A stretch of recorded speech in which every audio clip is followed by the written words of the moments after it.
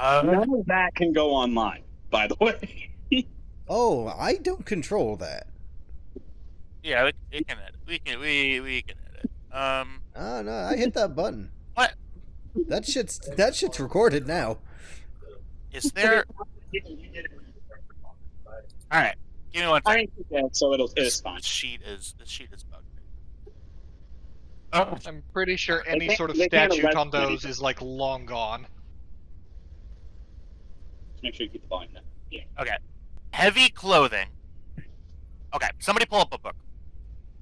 Heavy clothing adds 1 to soak, right? Yeah. Yeah.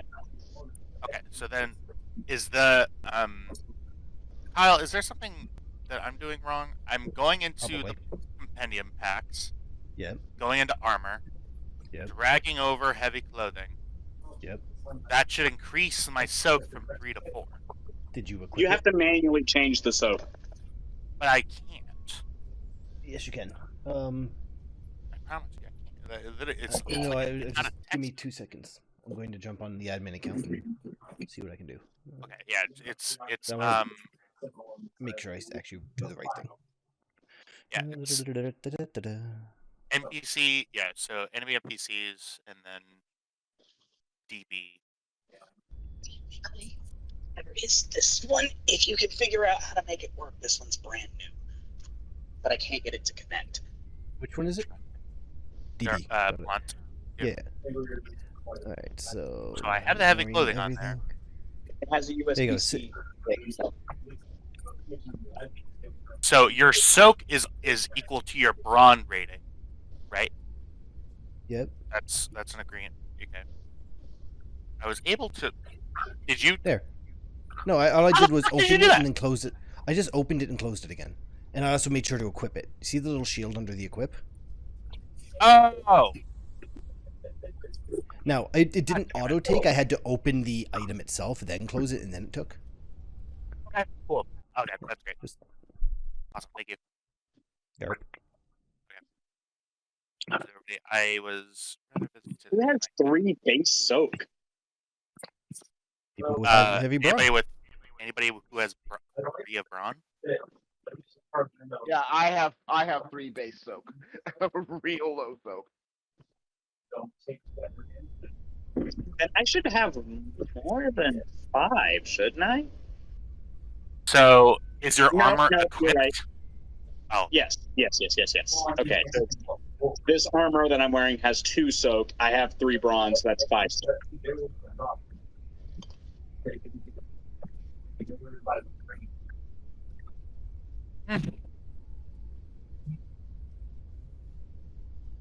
Damage through critical.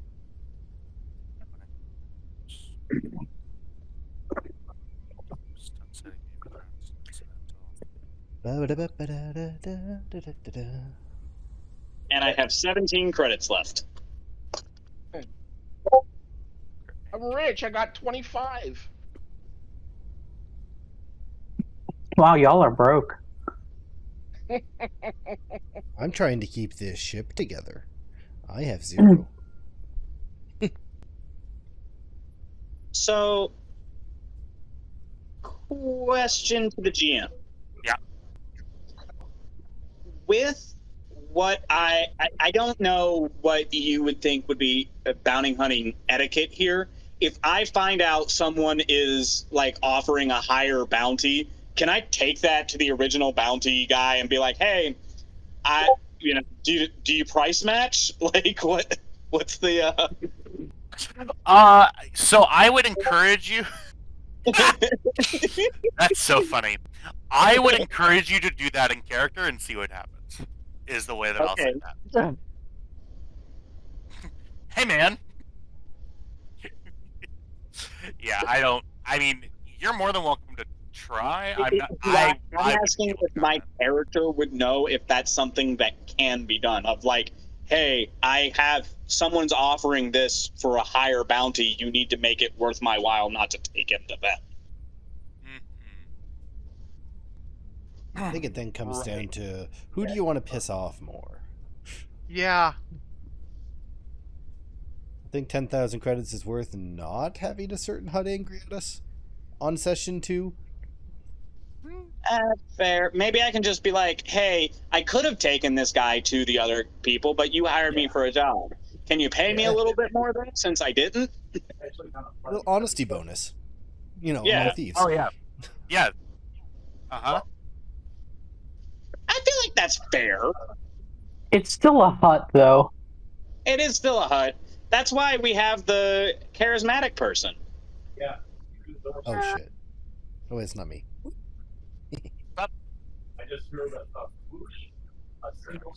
I'm finalizing a couple of character sheets, everybody. I appreciate everybody's patience.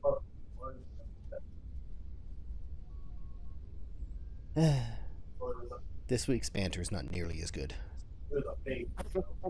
Jesus Christ. Gotta I'm spice it up, sorry? right? Last week's banter was great. You gotta spice it up.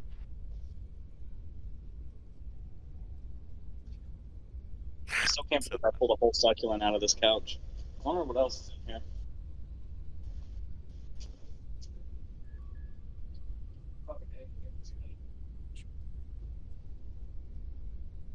Kitty! Hi, ramen. Ramen noodle. While Tyler does what he do, if you look at pinned messages, you'll see Stormrunner archives. That's where we're tracking NPCs and what we know about them. So if you forget, it's probably there.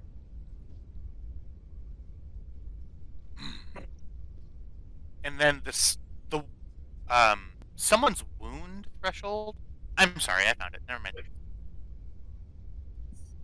Apologies. That does say W threshold, doesn't it? Okay. And Everyone then has someone's yeah.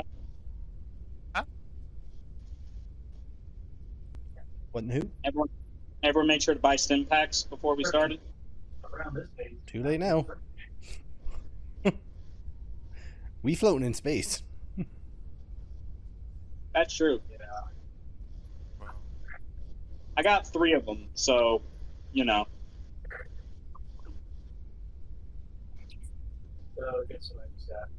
Excuse me.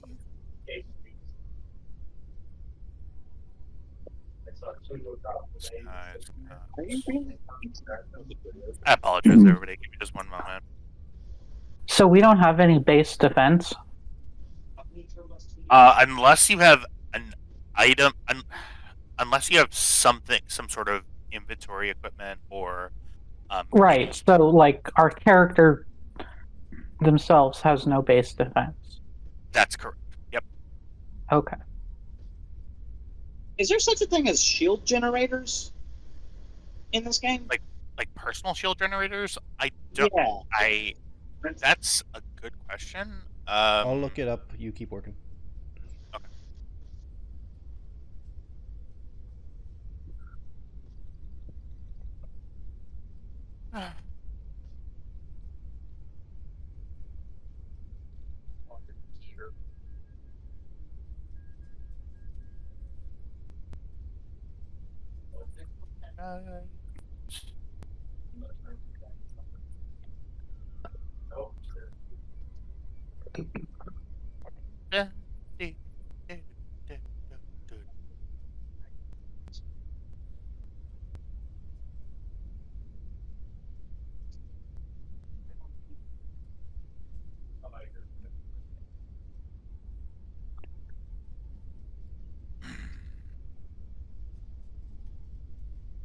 Got another Star By Wars the epic. way, Tyler, Yeah.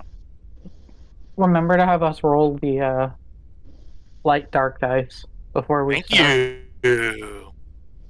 Thank you. For that here. Awesome. Thank you, everybody. So, let's go ahead and we can go ahead and get started. I'm going to bring everybody over to the slash page.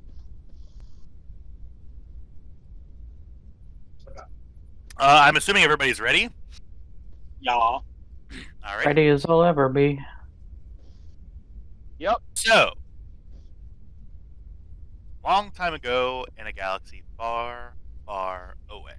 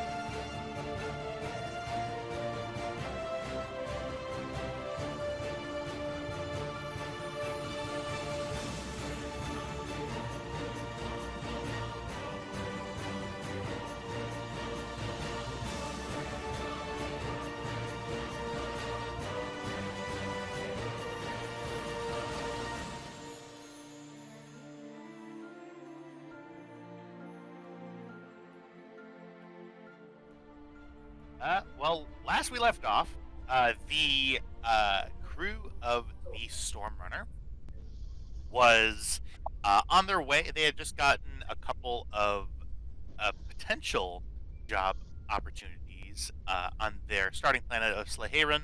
They are now in transit to the planet Formos. In terms of, they were speaking to Maba, the Hut, a brassy and sassy Hut who controls things in their small city. Yes, Formos is their destination currently. Before we begin, as always, as I definitely remembered without anybody telling me last time, I'm gonna have everybody roll for. Is there a way that I go in here and then can I reset? You don't have to lie to us to make a Slehey type. Oh, okay. It's okay. It's recorded. He lied to the world. If everybody could please click the Destiny Pool button. Would love to, but it's not working. Yeah. It's Is it not either working? it's lagging or it's not working. Okay. Give me 1 second. Perfect. What's the Destiny tool button? The light and dark. Yep. Go ahead and click the click here to roll for the day. Try it again. Nope. Oh. Hold on. It might think we're still in the same session. I don't know. Mine rolled. Kybax is rolled as well. Oh, maybe mine didn't roll. Maybe. Yeah, mine didn't roll. It decided to go ahead and hit the roll a force dice. Okay. Well, this will be fun. Just give me 1 I'm second refreshing here. the page, see if that helps. Um, did Oh, not. it's just super leggy. They're showing up finally. Yeah, they are. Uh-oh. Oh, I clicked no, that that thing was a me lot. forcing doing a Yeah. force. Oh. Mine- Okay. Okay. Yeah. Go ahead and if you guys are able to, go ahead and on your character sheet, go ahead and roll just one force die for me. Those of you who haven't rolled yet. Hit the D20 above the little chat box, and it'll give you the option to roll one force dice.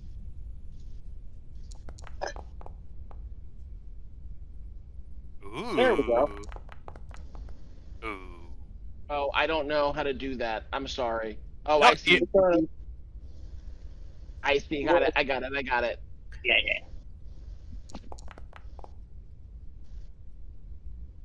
Hi, Ooh. game. I You're know. welcome. Alrighty. We'll go ahead and get this set at the outset. Even keel here. Light null. There we are. That's very scary. Alright. And I'm going to just do a quick test to just make sure that it will work. Great. It works on my end. So, let's go ahead and take us up back to the Stormrunner. I will say... Doesn't Sorry need to roll? No, they I don't. did. I see Sari's roll there. Oh. Mhm. I do not. Okay. You don't? Oh, okay. Yeah, Weird. Indeed. Yeah, I see the dice is rolled and it's one black dot. Oh. All right. For that here, y'all are on the Stormrunner. I will say, you all have taken whatever rest periods you require. You have slept and have all awoken or are still sort of stirring in bed. I would say, if whoever goes to check on their progress, you guys probably go on a sort of. I guess that's a good question for you. Does everybody go to sleep at once? I guess somebody needs to sort of be at the helm at all times. Yeah, it's and in sort- shifts. Yeah, all right. Like sort of like sleep watch. Like Yeah. somebody gets up for 2 hours and then. What is the order of that sleep watch, if I could ask? I would say that so it's up to you guys how this is structured. Perhaps one person could it's an 8-hour rest period.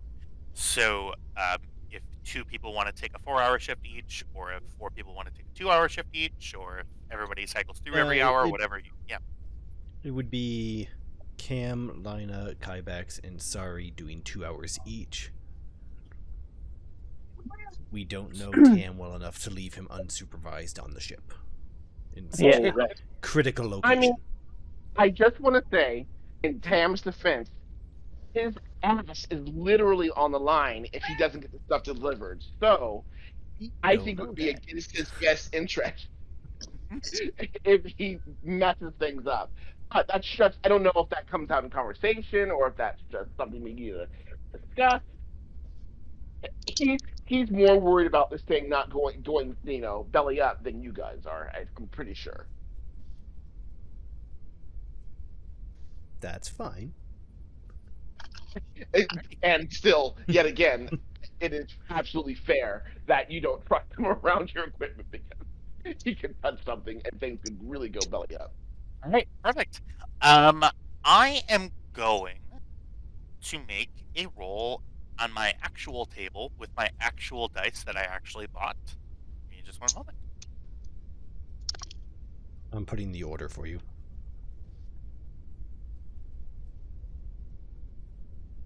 Oh, thank you.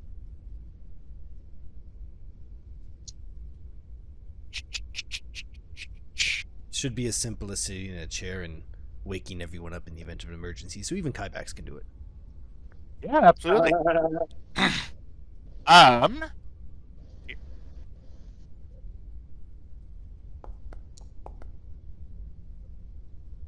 Kybax.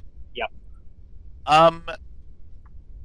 You and Cam sort of passed as ships in the night. You took your first little. What do you do in your first 2 hours, like your rest period? You know that your shift is coming up in a couple of hours. What are you doing? Are you going to sleep? Are you? I think Kybax has that soldier thing of like put him in a vaguely horizontal position and he'll go to sleep for as long as he can. Right. So it's like lays down, out. Right. Gotcha. Cam, you you hear behind you everybody's doors sort of zip shut. Oh, and actually, give me one moment, everybody. I am going to. This might actually kick everybody out. I am actually in the wrong user account. Give me just one moment. Up. That should have all the same. Oh, and it won't have the soundboard. Yep. The same permissions without the 30 to 45 minutes of work. Yep. For sure. I'm back. Sorry about that. As we Cam, as you're sort of sitting, you're watching the low glow in front of you. The time passes. It's rather uneventful. You take a look. Are you scanning for anything on your way from hyperspace? Are you taking any readings? Are you looking into any information while you're awake? Cam's just gonna make sure everything is running smoothly. To my knowledge, there's nothing to scan in hyperspace. Yeah. For that, I suppose. Yeah, I guess you're right. Yeah, I suppose. Whales. Everything appears to be uneventful as you continue going forward. Yeah, the ship is working in, the order that it normally is, which is decent. The ride is nice and comfortable. There isn't any weird turbulence. Everything appears to be good. Kybax, it's about this time where you hear a communication from the bridge.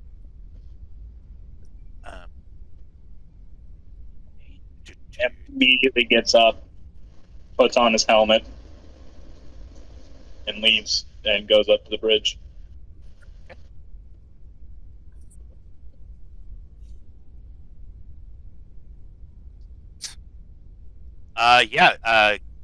Cam, you see Kybax sort of walk in, full helmet, come in to relieve you. All right. Get to bed, Kamika. No. Keep her running smooth.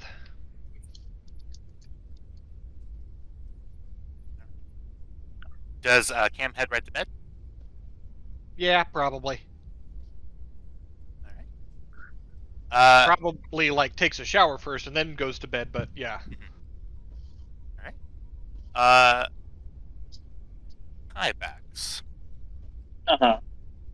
As you're sitting in the chair, your nav computer gives you a reading and lets you know that there is some astral phenomena that's impinging upon this trade route that requires some circumnavigation.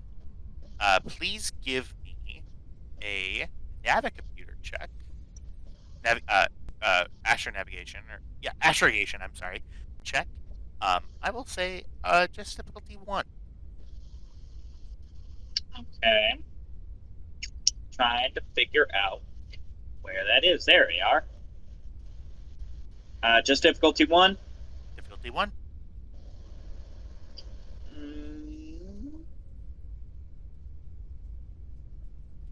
Is there any way to get a boost die on this?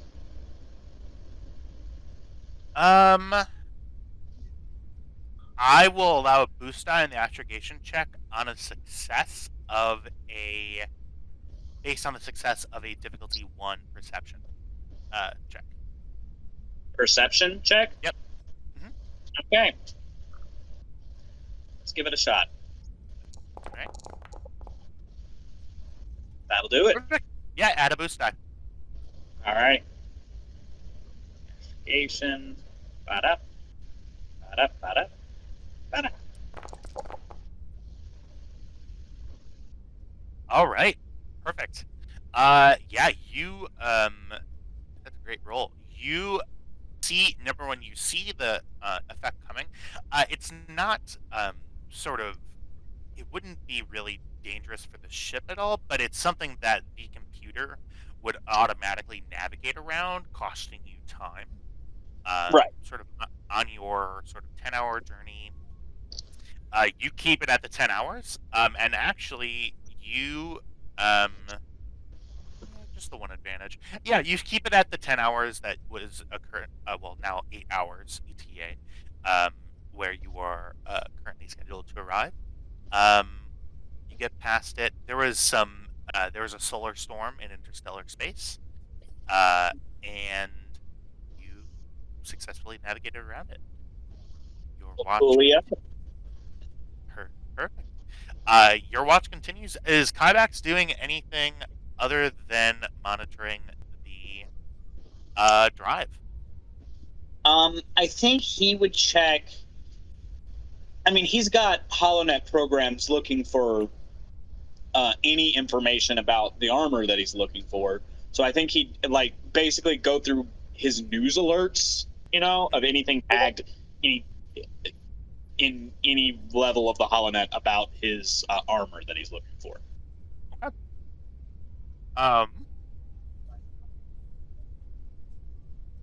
Go ahead and spin the light side. Sorry, a dark side point.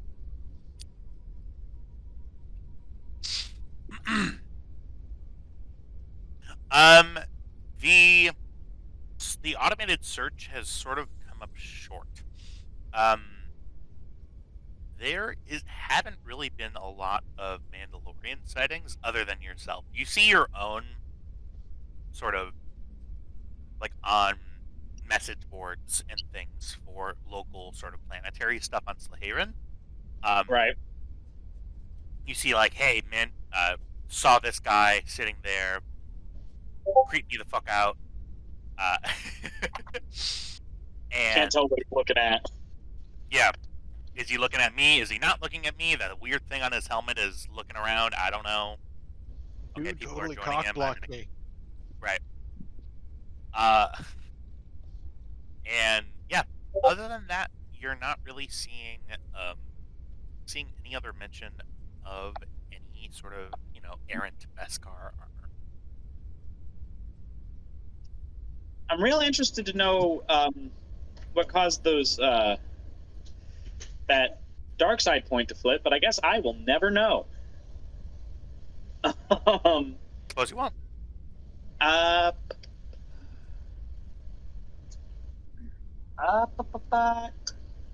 don't know. I think maybe after that he'd look into Tam a little bit, because he's worked with him before, but he doesn't really know anything about him other than he's decent at what he does.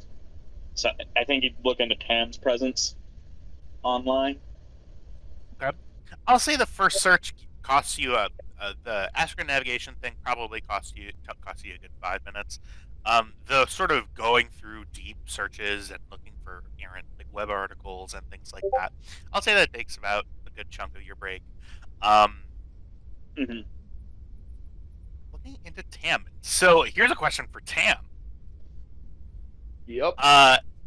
Are you making any effort to obfuscate your movements within the HUT organization? Are you sort of running counterintelligence? Are you getting in? Are you like on and checking yourself and like deleting mentions of your name in databases? Like, are you doing anything like that? Well, I mean, people know that I exist, and that's not a problem. That's actually a benefit. I think I'm just kind of going to be categorized under the term cargo specialist or inventory master or inventory inventory specialist or something like Gotcha. that. I think Has that Tam I don't. I anything- mean, there's. I'm sorry. I was going to ask, has Tam been involved in anything extra legal that might have made the papers? He has, but I don't think that his involvement is necessary. Oh, yes. I'm sorry. I am so sorry. Yes, he has been involved in something extra, legal recently. Yeah. That Don't share. He has to find out on his own. yes. Well, I mean, how about this? He has an arrest record. Let's just say that on Sleheyron. And so, final question, and then I'm just trying to determine if this is an opposed roll or if this is something that just if you search hard enough, you can find. Is Tam trying to hide the fact that he has an arrest record, or is he just sort of letting that be? I don't think that it's in Tam's ability to hide the fact that he has it because he was arrested by the Empire. Unless he erases it with the Empire, him being in trouble for what he did is one thing. Him being arrested by the Empire is another. And so, he is not in trouble with the Empire because of what he did. Gotcha. For one reason or another. But the fact that he was arrested by the Empire is definitely in their records and it's public knowledge, I guess. He can't. Yeah, for sure. You know. Tam, unless you have already sent the, I'm not sure if you're sort of spitballing at this or if this is something that you have planned, go ahead and shoot me a message. Yes, I did. I feel like I did send you this. Okay, cool, yeah, for sure. But I will resend it to you, for sure. Oh, I found it. Hi, hello.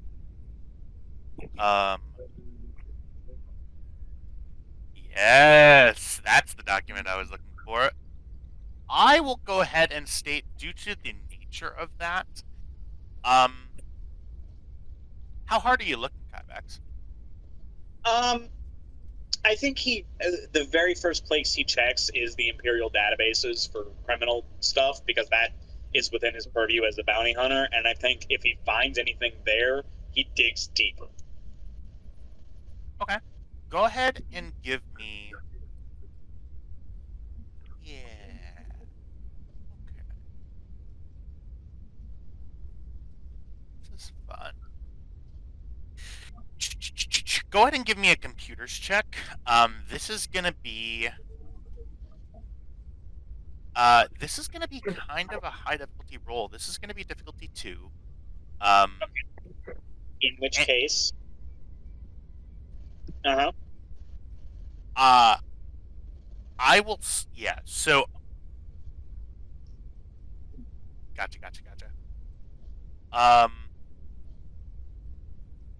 Yeah. Sure.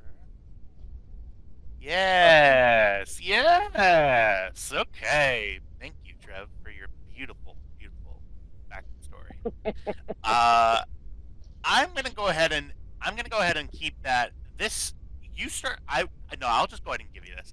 The Kybax, you go into your normal areas of looking for criminal records. You look up, you find Tam Bayless's name in a list somewhere, but as soon as you attempt to access, you see that there is, a couple of like very petty like breaking and entering, um, not you see breaking and entering, like loitering, like some Imperial officers being assholes and charging for loitering, and then there is a fourth entry that is completely redacted.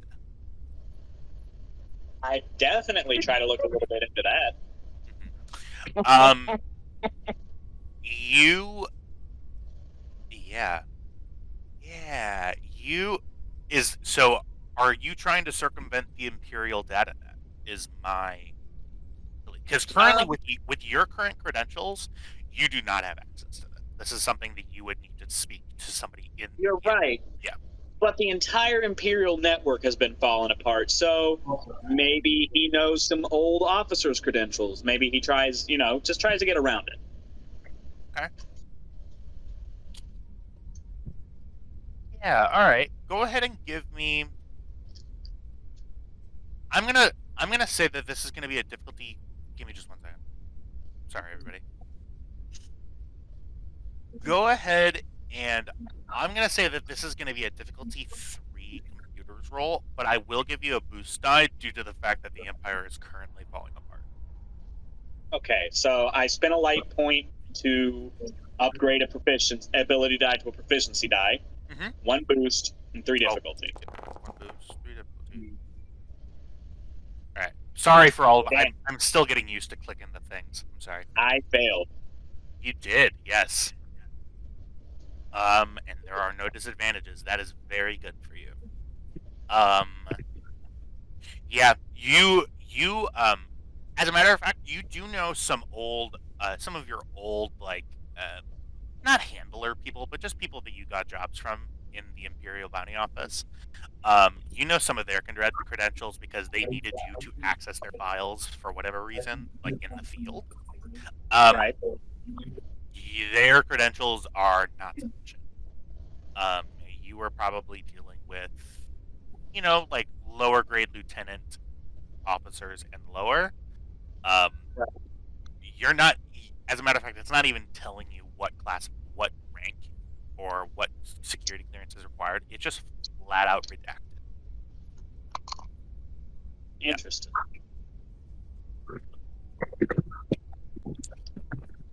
Kybax makes a mental note of that. Decides he's going to keep a little bit of a close eye on Tam. All right. Good. Yeah, the rest of your shift goes by great. It's about this time. Somebody's on the list. Sorry, who's next? Yes, sorry, you are awoken from your standard dreams. I'll just say that. Okay. Sorry. Yeah, sorry. You get a communication from the bridge that sort of an automated one that Cam set up. Sorry, it is now your time on the bridge. Okay. We'll head on over. Yeah, door opens and you see Kybax, you see Sorry come into the room. Hey, Uncle. Anything I should be aware of? Oh no, we just we navigated around a little bit of a space storm, but everything should be smooth sailing from here. Great. Ooh, Hey, Sleep don't crash well. the thing, right? It's space. There's not a whole lot of stuff to crash into. You would be surprised. And he leaves. Sorry. Yeah. Your brow is. You feel. Your dreams have been getting worse. Over time, I would say over the past couple of months, they've been getting more and more intense. And they all end the same way. I imagine she has trouble sleeping at that point. Yeah. Your shoulders sort of tense as you sort of sit in the pilot's chair. Your neck, you just feel like you are sleeping. Not great at all. Your neck has a crick in it. Does Sari do anything to try to center herself right now? Don't really think that her former master would have taught her much about meditating, so... I mean, there is a Sith version of meditating. It's just the opposite of Jedi meditating. Yeah. For sure.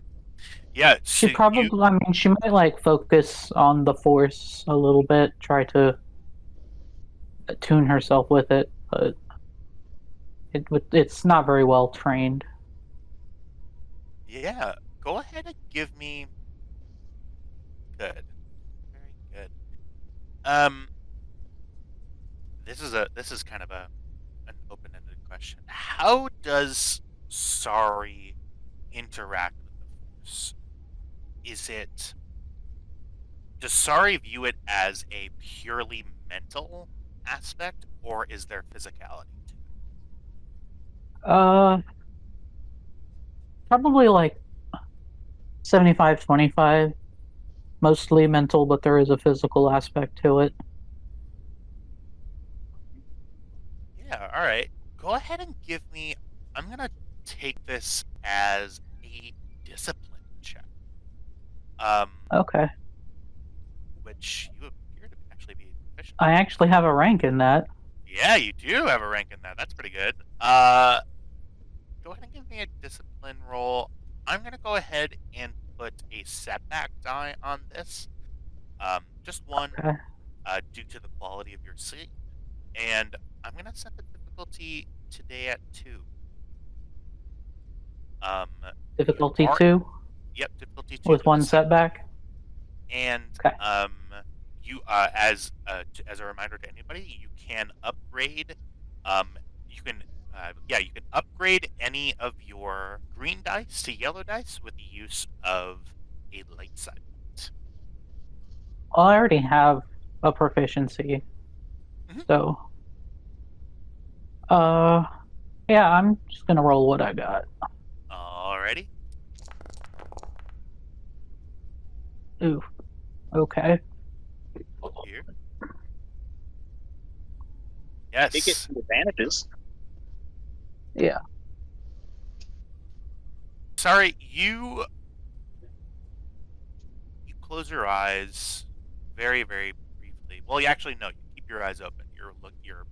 You are still focused on your job here at the front, which is don't, as I believe Wild Bill Hickok on on Deadliest Catch says, don't fucking fall asleep. If she was actually like using the Force, she'd probably just be trying to like balance an object and manipulate it with Force move.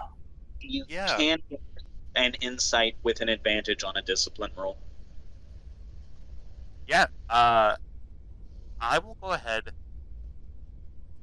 You don't find any sort of center, I'll say.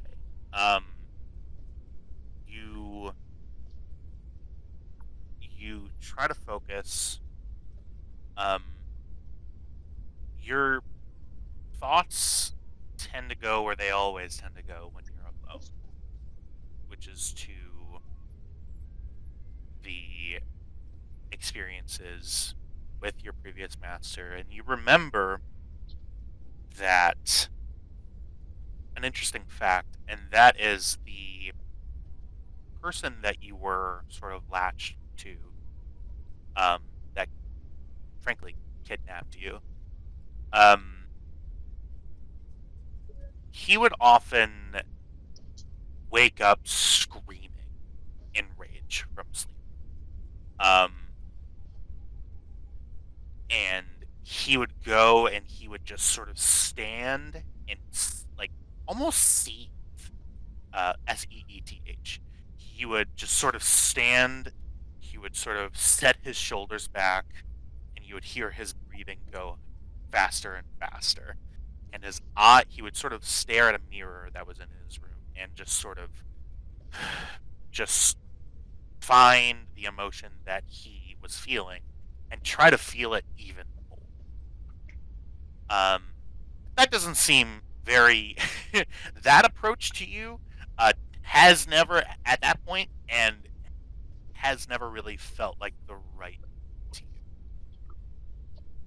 Yeah. That's the sort of insight that you gain from your discipline roll. You sort of get that flashback memory.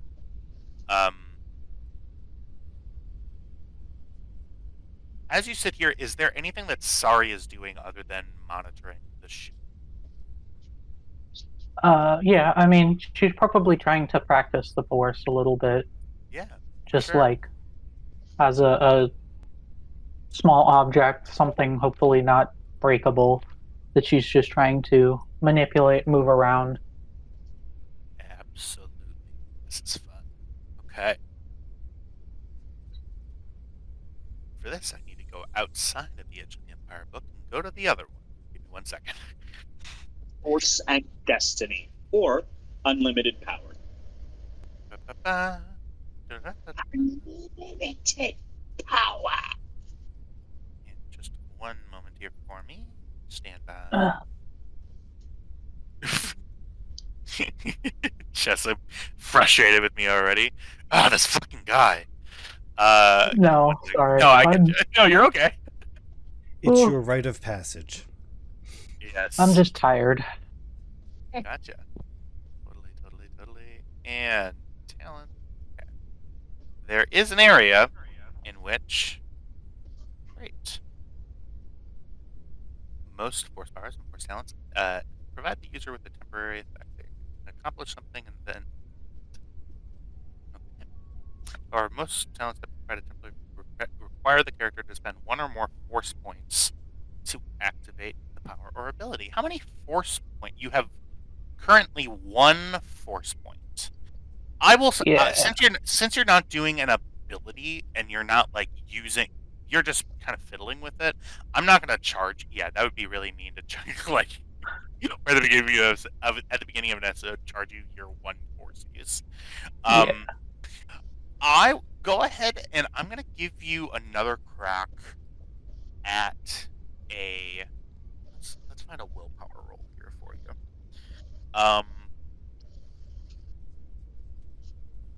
Go ahead and so yeah, there you have sort of a bridge, like a cockpit full of sort of small objects.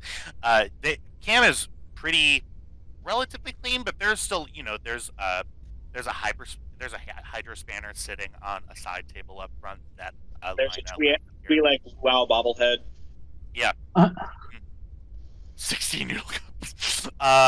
There's some some light stuff that is good and won't require all that much effort. Go ahead and so is there something specifically in the room that you want to lift, or I can pick something?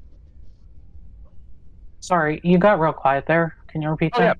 Yeah. So what exactly are you trying to manipulate in the room?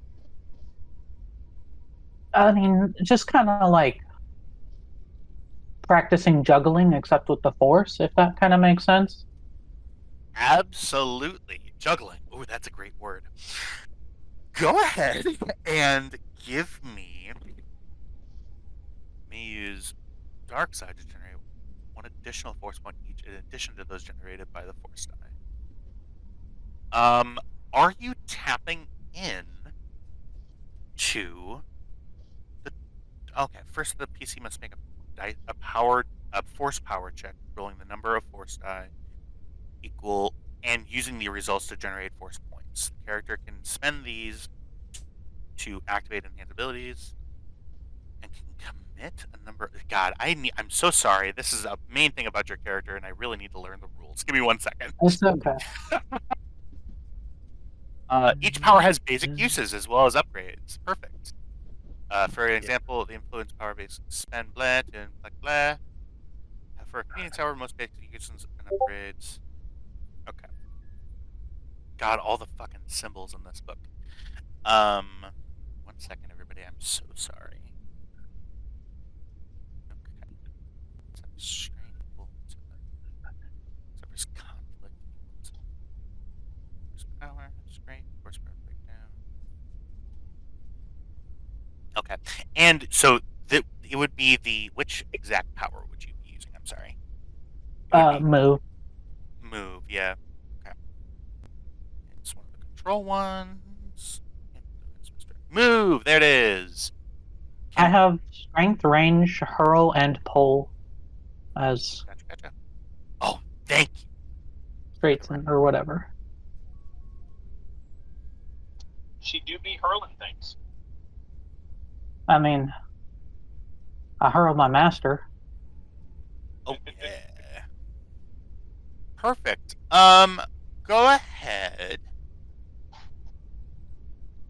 And this is... I'm so sorry. I'm just trying to see if there's an actual thing that you're supposed to roll for this. Nope. Okay. I'm just going to make it up. Because I'm not going to sit here and learn the rules on the clock. Go ahead and give me a discipline roll again. This is going to be... I'll say if you're fully juggling multiple different objects, I will say juggling is for 3 objects, so I'll say discipline check difficulty of 2. Okay.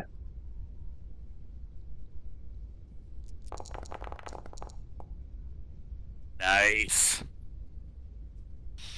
Okay, some threat though. Cool. Yeah, so sorry, you close your eyes just for a moment and you touch the living force of the room. I don't think Sorry would know to call it that, but what Sorry would feel at it as is reaching out into this area and finding a couple of just sort of random objects you're not really picking. You grab a noodle cup, a sort of a half of a disassembled hydrospanner, and a like a coffee mug, and you feel them. You don't see them. You feel them rise up and begin and settle in your hands, and they sort of move one at a time, sort of up in sort of a triangular motion. And you open your eyes and you see that you're doing it. The objects are moving of their own accord, but no, you're moving. And as you this excitement sort of builds up within you. And as that excitement builds in, a smile creeps on your face. And you tilt a noodle cup back, and it spills on your lap, full of broth. Oh. And you lose your concentration. The coffee mug, which is metal, clangs to the ground, and the hydrospanner sort of flings behind you, sort of against the back. She sighs. And that ends your turn. Oh, thank you. God. Save later with Dropbox.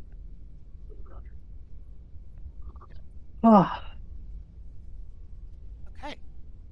Well, you sort. I'll say you do that at the tail end of your break. Who's last? That'd be me. Lina, you walk in and you see a soaked sorry.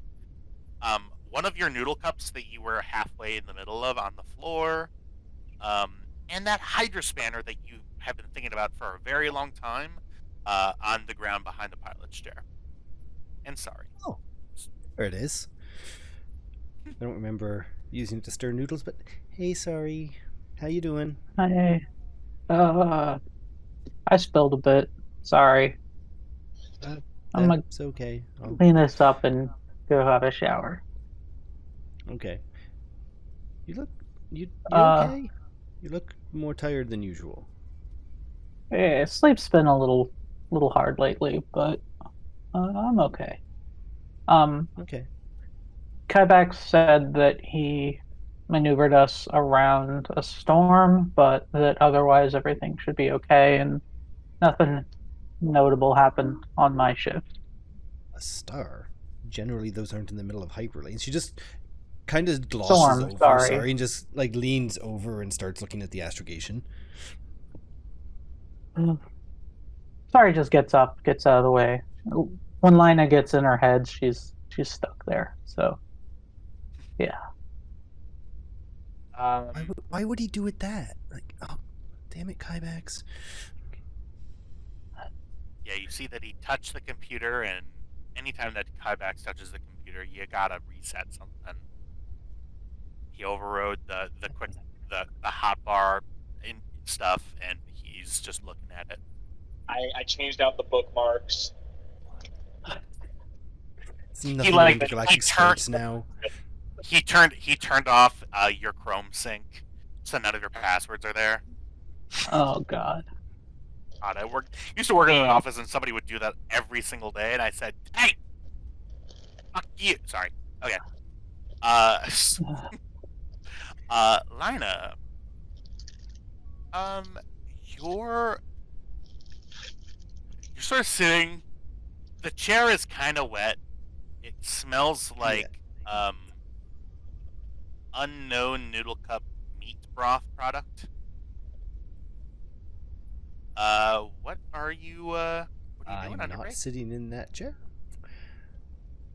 So, yes, while she's monitoring the computer and navigation, she's just going to go through a list of things that she's been, keeping an eye on me to take care of. All right. She's been noticing some fluctuations in the communication systems. Basically has a checklist. When she lands, last time they took off, she noted some soot building up in the thrusters. So hopefully it's going to knock itself out during this trip, but otherwise she's going to have to get in there. Absolutely. So yeah, she's going through her checklist. Good. Yeah, I would say that Lina probably picks this shift, right? Like Yeah, the 'cause last. then I can. Yeah, I can start getting an early start on whatever they did in the night, or whatever was picked up during diagnostics overnight. Absolutely. Yeah. Are you doing anything else other than your standard sort of checklist items? There shouldn't be anything else I do. I mean, I'm going to pick up that hyper spanner or hydro spanner. Like, Hyperspan. Yeah. Hyperspan. where the hell is It's the one of other the half tools. of this thing? Yeah, the hydro spanner. Yeah, Hyperspanner. We're saying the same thing. So, yeah, you set up the day, sort of like end of the third shift. You run the reports that you need to run. How is our fuel efficiency doing? It's doing as well as can be expected for a ship this weird. And with that, everybody awakens, and it is a new day. She did take a few seconds to find a piece of paper and write wet chair, put it on the back of the seat. Oh, good. Uh, All right. I'm making breakfast. And what are you making for breakfast? I think it's just a basic omelets for everybody. Mm-hmm. Yeah, you use some egg product. That's sort of in a vacuum sealed like that. omelette du fromage. I add cheese, a little bit of bacon, or whatever cat passes as bacon. Like a cured pork product, like a cured porcine product. Yep. Right, some kind of two-tone ungulate, and I also get some bell peppers, garlic, onion. Chop it all up. Right up. Absolutely. You all sort of gather around the ETA on your little helm readout here is 1.5 hours until foremost. I'm gonna go take a look. I'm going to go take a look at the cargo. Anybody got anything for me to look at? Oh, all right. I'm going to go. If you miss your omelet, you're not getting it, or you'll get it cold. One of the two. I'll be back in a tick. All right. Which cargo are you going to be checking on? As he walks away, Lina leans back in that chair and watches him walk. Oh my! I love it. Ham Love it. just rests her chin in her palm and looks at Lina. I do love that every time something like this has happened, Kybax has been facing the other direction. Yeah, there's a non-zero chance that chair fell over. You should roll agility. Yeah. So, as sort of drool starts coming from Lina's lips. Yeah, go ahead. I will actually make you roll agility. It's gonna be athletics. Well, I left it on 2. All right. You find your chair creaks loudly. Like like those hydraulic, like those shitty office hydraulic chairs. How they if you go too far back on them, sort of a loud noise comes off, but you do not fall backwards in the chair. I'm gonna have to. I gotta fix this. Okay. Tam, which cargo are you going for? So there were the sort of to remind myself.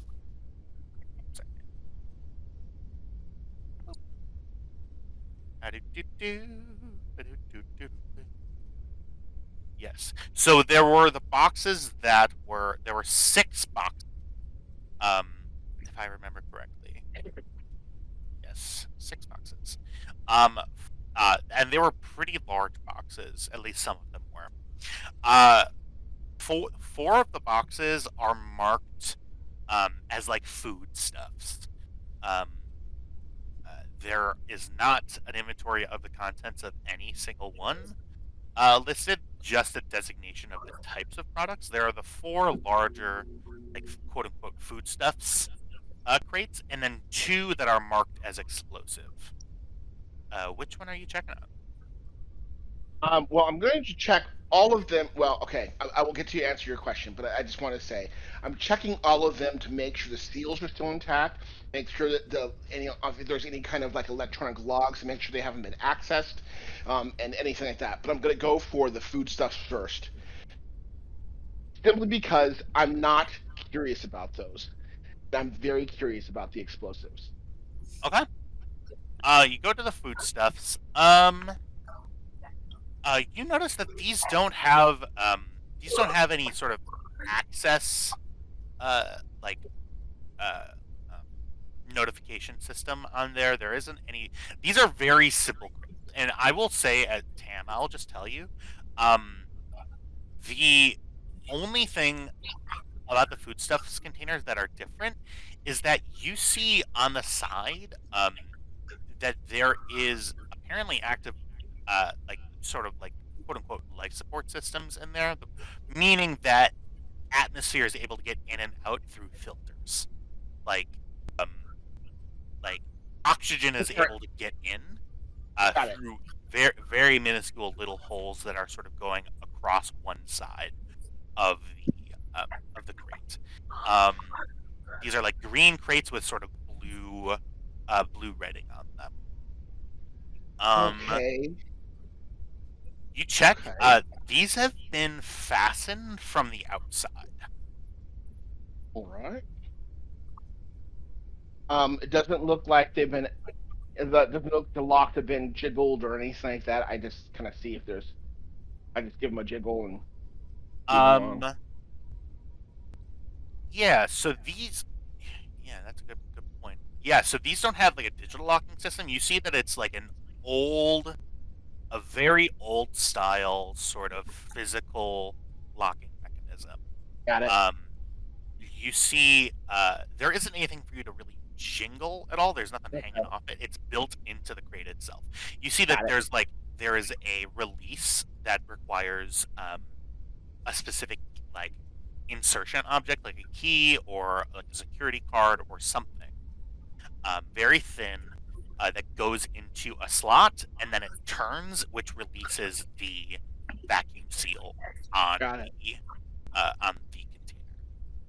I look back and I kind of look to see if anybody is around or nearby or watching. The cargo doors, I believe. Somebody correct me if I'm wrong. The cargo doors, just for like the personal access ones, would shut, right? Okay. All right. Yeah. So okay. Yeah, all right. That's that specific one because it's meant for stuff like that. Like it's cold storage, so it's chilly. That's the vital storage. This is cold storage. Oh yeah, so he's in this one.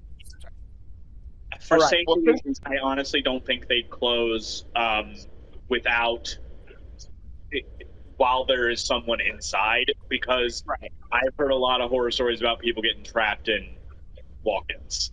Yeah. Or there would be some kind of at least latch to get you out again if you got trapped inside. Yeah, so or it's a Malfina incident where they're intentionally in stasis in there. Yeah. He's pretty enough to be a Malfina. What? Outlaw Star. It's an anime. Oh my god. There's a trope called Girl in a Box that often has somebody locked away in storage. Usually a robot, not always. And to answer no, I will not stop being a fucking weeb. Fight me. Tam. Alright. So Tam. Okay. Yes. I will say that the doors have an automatic function, but there are, for the exact safety reasons that people are bringing up, there are manual hand actuators that open up the door, and nothing's being sealed. So like, it's closed enough to where there's not really an opening for like cold air to really get out, but it does because it's not like full.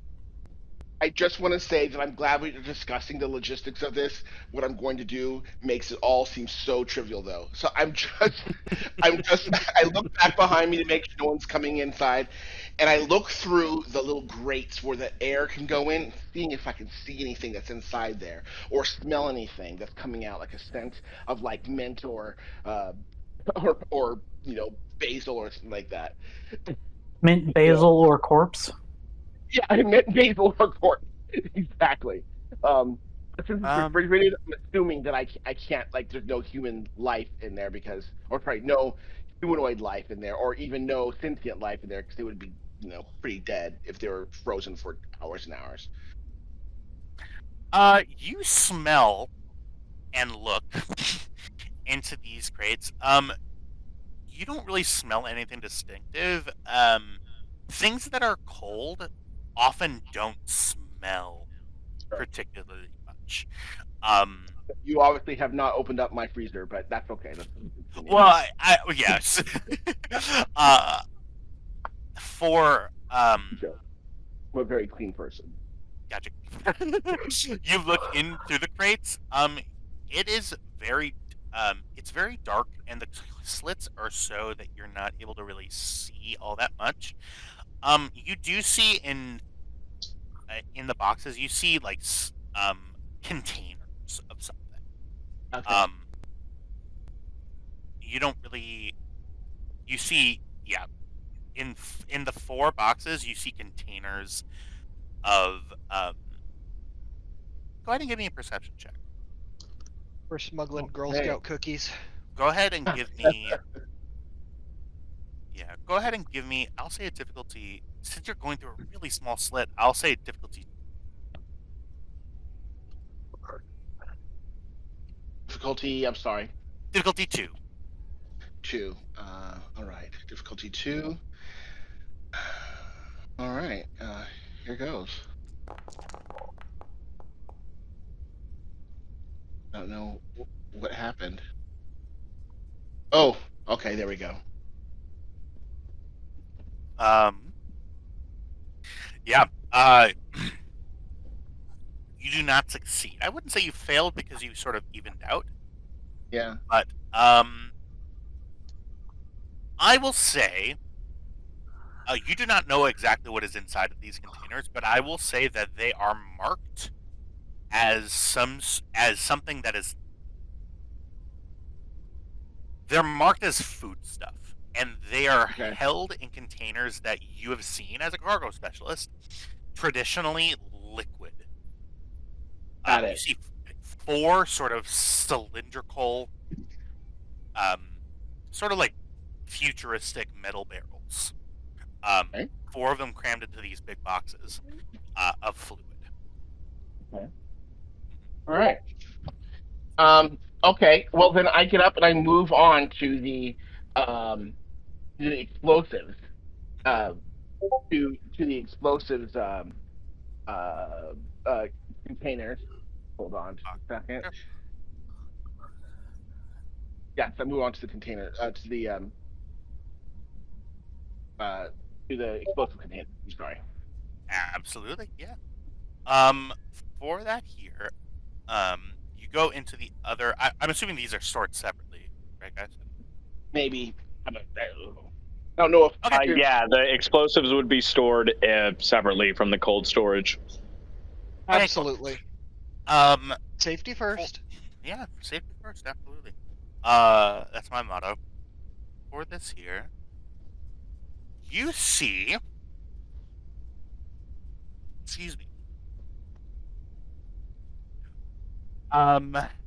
Yeah. So these boxes are no joke sealed up. These boxes do have a computerized latch to them. Yeah. They appear to have a numpad, a small computer layout, and a sort of computer readout. Excuse me, and Okay. an area that's designated as biometric security.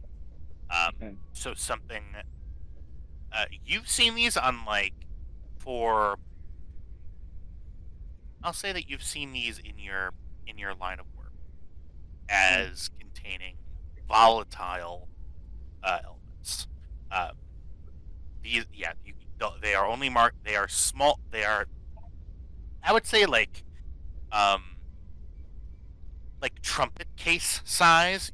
So if you can envision Okay. that, sort of a rectangular, and sort of tan with sort of white piping, and they just say explosive with sort of like a danger icon that you've seen Okay. before.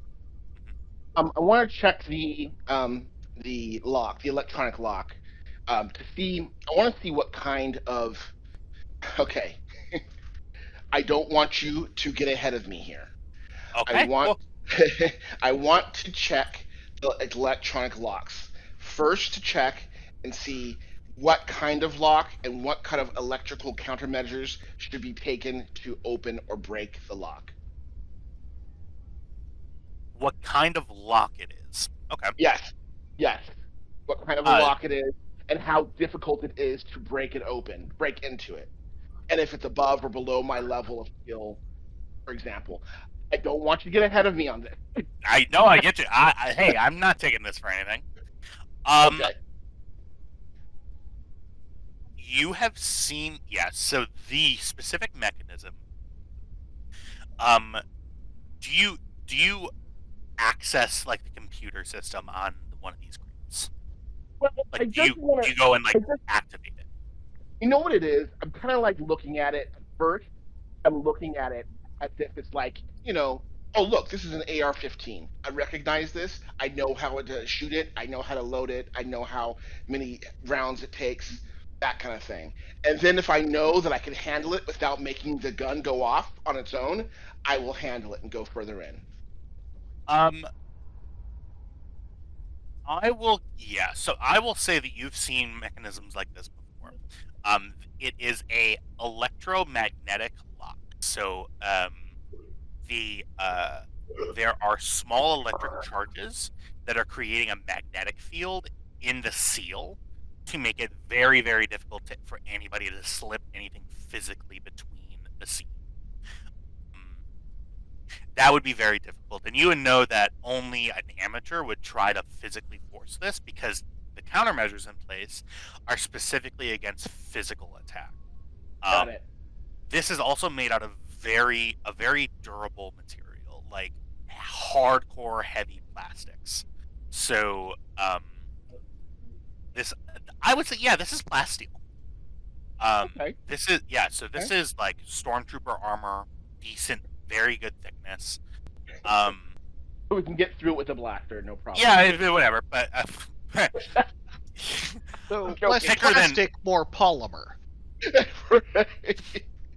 Got it. Okay. Yes. Polyester. Understood. Okay. I just wanted to make sure. I don't think that anybody on this ship has the ability to break into these things. So I feel like I can be a little bit more relaxed around everybody, rather than be concerned with my well-being if they're ever broken into. I have been, a little bit like faking the geniality because I want to make sure that I'm on these guys' good side so that they trust me, so that they don't go into things. But at the same time, now that I know what kind of locks are on there, I know that I can relax now that I know that everybody is kind of not able to get through here. yeah, So- beneath your level. Yeah, gotcha. Yeah, exactly. I'm better than these guys. I might be able to get through here, but these yobs can't do it at all. So, yes. Okay. Yeah. So, you see. At least that's what I think. Yeah, absolutely. That you can absolutely. Hey, make any assumptions that you want. Yeah. So, is there anything else that you want to do specifically, like physically, to the things, or are you just sort of looking at them? Now that I've checked the locks, I know that the locks have not been tampered with on either the foodstuffs or the explosives, and I believe that I can break into the explosives if I need to. I don't think I will ever need to, but in case, you never know. I now go back and join the rest with the omelets. All right. I would say by this point, Lina, you hear over your left shoulder the cargo bay door open. And Tam walk back out. Oi, mates. The crates look alike. That's do you hear that? Here you can have my spot. I gotta go fix the environmental controls are. Kyvax has like a fork halfway up to his helmet, and it like watches her leave. That was weird. I say, you're good with your hands, so just make sure they don't touch those crates, eh? Poor choice of words. What was that? I mean, he's a great mechanic. Sorry, just sighs. He's a great mechanic, I hear. So I just want to make sure he doesn't touch any of the crates. I just want to make sure that he doesn't get anywhere in above her head. That's all.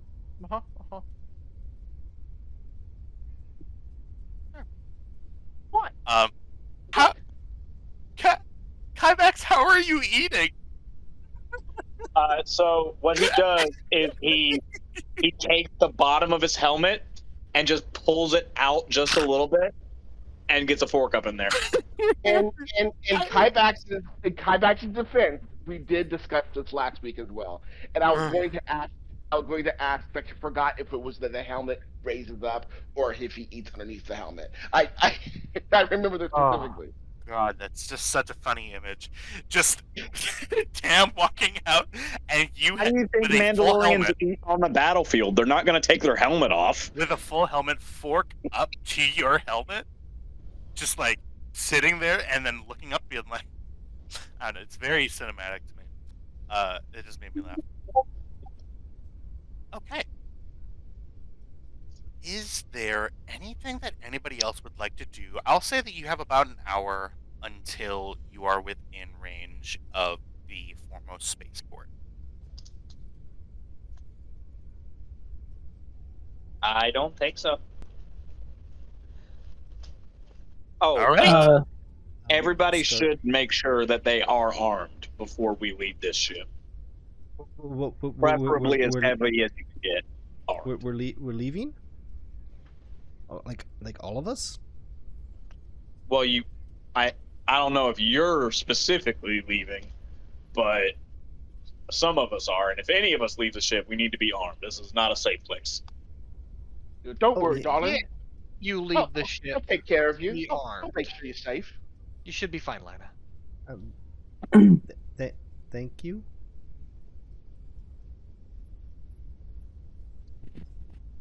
Gonna start landing checks.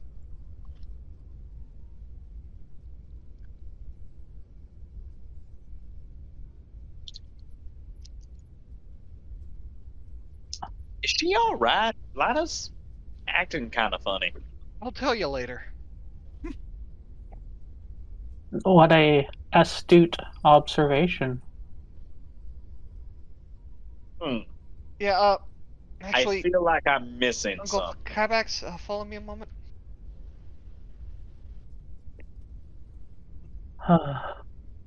Secret cargo base. Wet chair. Once the door's closed, has it entirely escaped your notice that, like, every time Tam's back is turned, Lina's staring at his butt? She's what?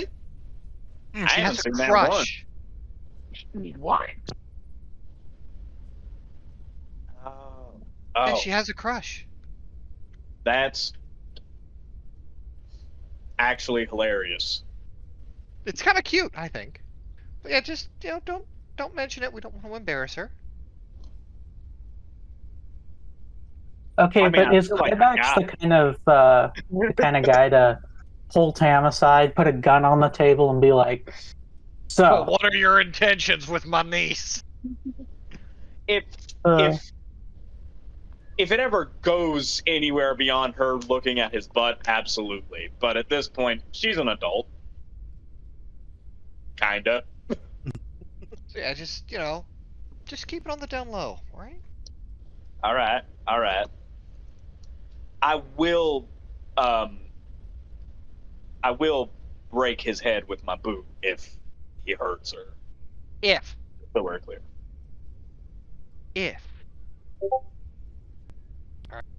All right. If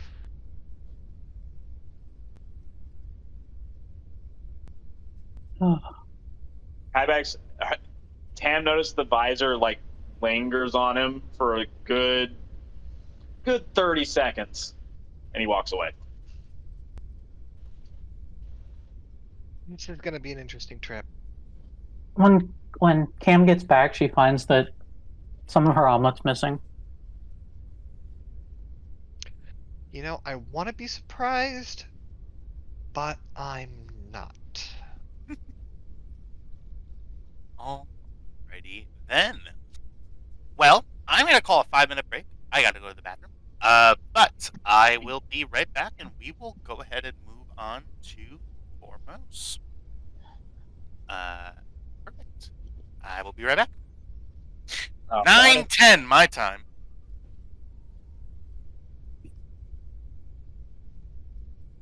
Well then, 6 minutes. 6 minutes. 6 minutes. Can I just say that Lina's crush is in fact adorable? I'm still debating whether Tam is clueless about it or whether he knows exactly what he's doing.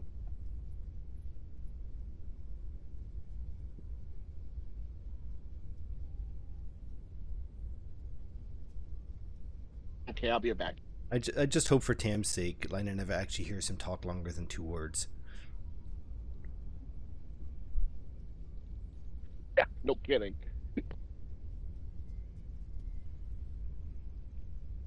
Innuendo may become.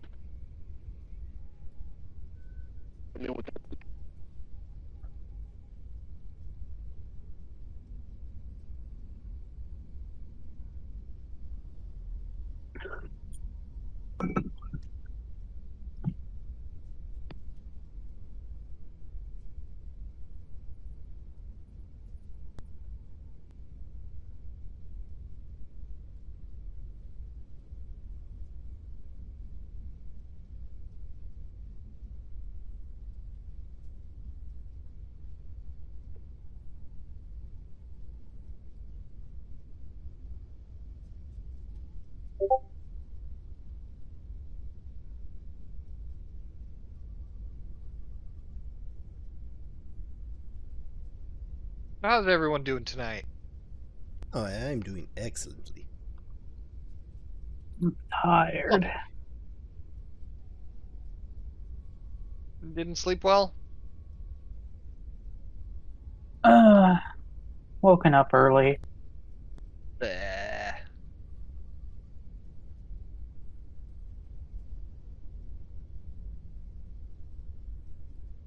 Wasn't any bad news, I hope. No, I just woke up at 6:30 to a cat pawing at my face. The best way.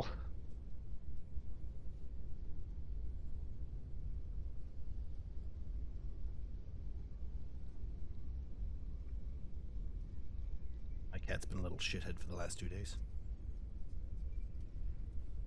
In all the most adorable ways. Mine has gotten ever more demanding of affection and ever happier to That's You good. big old brat. make it. Yeah.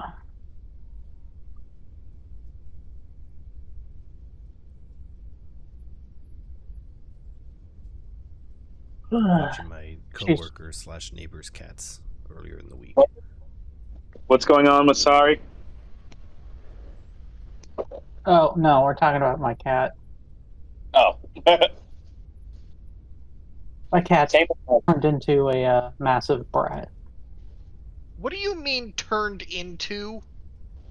More than she was before. There we go. That cat has always been a brat.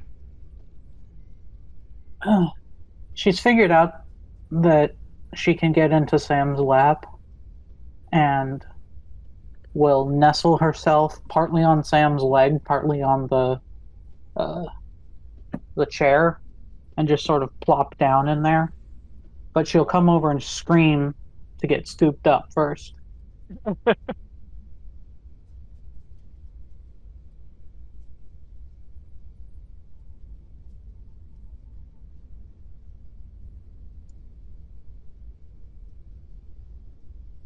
Lola just sat up, growled at the window, and then just laid back down.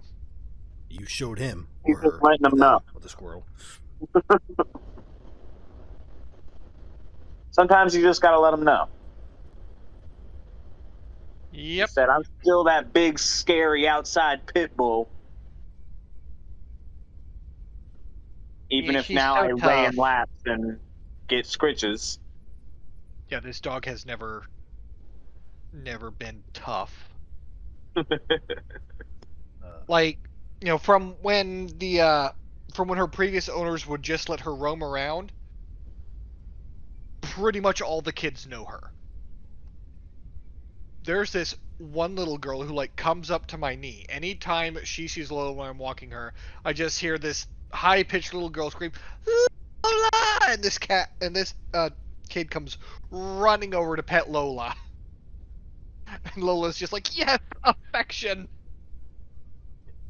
My coworker and neighbor Every time I've has. ever seen a pit bull, it's always either a neurotic mess or the sweetest sweetheart to ever live. That's my Lola. Yeah, I can say that the quote unquote worst experience I've ever had with a pit bull was tried to hump my leg once, You mean best which experience? was like not that bad. And then I've had a beagle try to fucking bite my kneecap off. So you know, Was that the same pit bull that like knocked me over? no, this was in college. I had a group project, and one of them had a pit bull Ah, that was very affectionate. and Lola heard us talking about her and has migrated from the bed to my lap. Aww. Hello, Lola. It's Lola.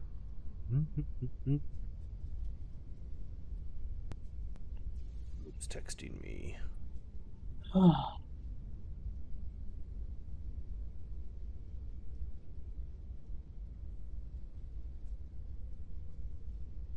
Baby girl, settle down already.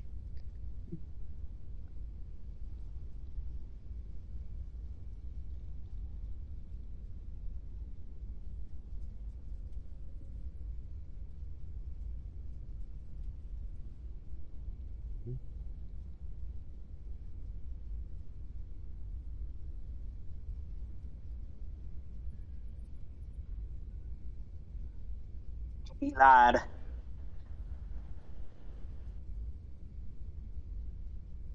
Indeed. We have been lied to. Oh, God. How dare! That part of Meet the Grams was honestly haunting. Oh no, it's 9/11. Whoa, I need to be very careful. It's Oh, literally no. the time. 1 minute passed. Me- Everything me you when I said was time fine travel. until you brought it up. Well, all right. Me when I time traveled to the wrong day in 2001. Oh, no, my it's God. 9/11. It's 9/11. Yeah, that was very funny. Anyways, there goes all of our independent voters who watch this. Perfect. People who So, vote watch us. yeah, I doubt it. Wait, I should rephrase that. People watch us? People, apparently, yes. 50% of our viewers are in this room. Video. Yeah, the algorithm apparently puts us in front of people, and I don't know how that works. But let's go ahead and bring you back to the splash page. That's That's the right not the right splash page.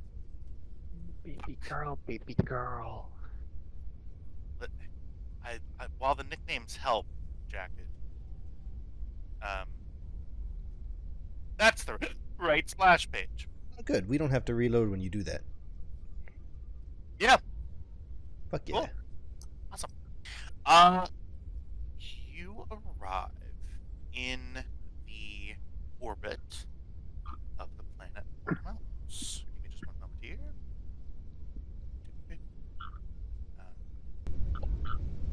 Perfect. Okay, there is brown noise in the background. Okay. You are in the orbit of the planet Formos. Now, as you may see, due to the higher concentration of oxygen, give me just one moment. I need to make sure that I have my facts right here. Do. Oxygen.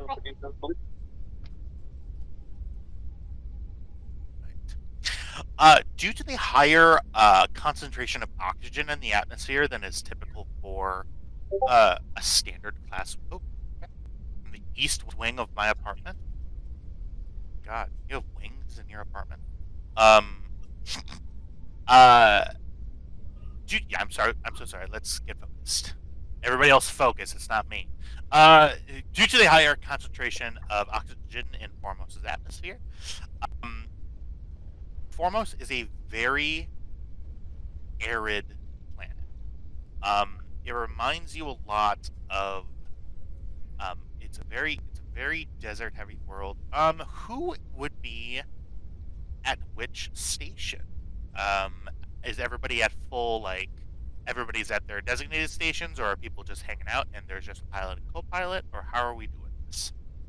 Cam's going to be at pilots, obviously. Co-pilot. There's one of those passenger seats, right on that little console outside the bridge. Yep. I'll sit there.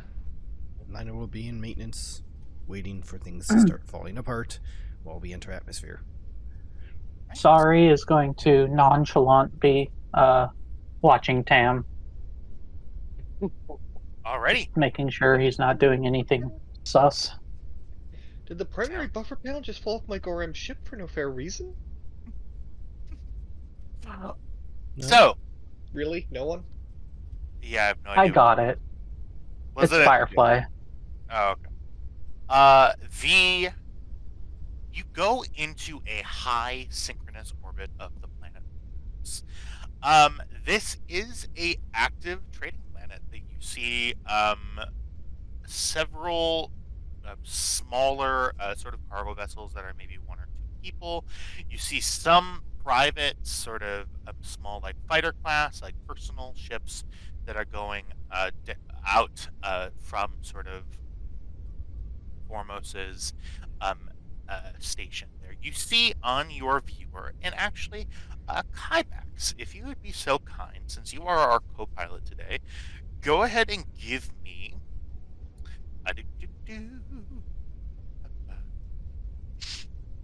Piloting planetary?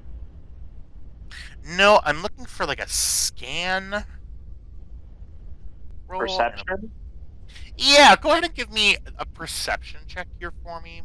And then the Stormrunner. Moment. I just want to see here. Nope, other one. What's the difficulty? I'm gonna say difficulty 1. This is just hooking you up to the sort of like the planetary information system. On that's sort of like a standardized thing. I guess I fail? I'm gonna take the 2 advantages as sort of a succeed at cost kind of deal. You get the standard information about the planet, nothing more, nothing less. That standard information is the foremost spaceport is considered what's called a limited service port. It basically consists of a large area of Duracrete that pretty much every single class, but the heaviest of freighters. So like a larger freighter than yours would have a harder time. You're probably at the maximum size for this spaceport that's comfortable. You see sort of in the spaceport systems, there is a small control tower. There are a number of sheds for sort of docking, storage. There's a couple of maintenance bays.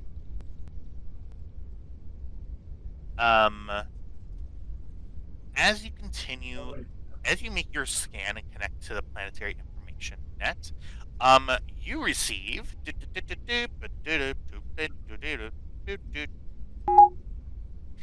a hail ping from the spaceport. Oh, yeah. Come and hail. Spaceport, this is Stormrunner. Stormrunner, this is Foremost Spaceport, calling in to check in. What are your intentions? Private courier. We have a cargo delivery. Cargo delivery. Sounds good. Your intentions are then to land. Correct. The fee for our landing for your medium-sized spacecraft would be at 50 credits. Copy, transferring. Perfect. Somebody mark off. Already got it. From there. Awesome. I'm keeping the pooled credits for the advance on the job. We haven't divided it up yet. Alrighty. For that there, you can, so you see, after a couple of moments, Kybax across your screen, you see that they have provided you clearance as well as a entry interface. You are 4th in line, and you you are sort of waiting in line for people to make their entry run to the spaceport. Would On a I scale know, of- does this spaceport have a cantina? The spaceport itself. Give me just one moment here.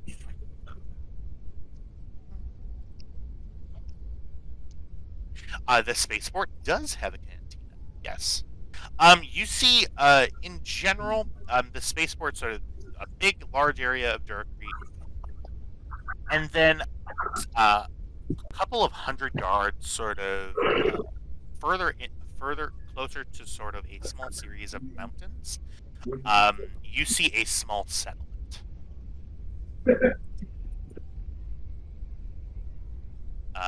Basically, just small sort of sandstone buildings. Yeah, you're not able to ascertain any sort of information regarding the settlement, but you see that in the spaceport, sort of, they have a recommended cantina that you go to. There are 2 in the small town. You see one of them is just one moment.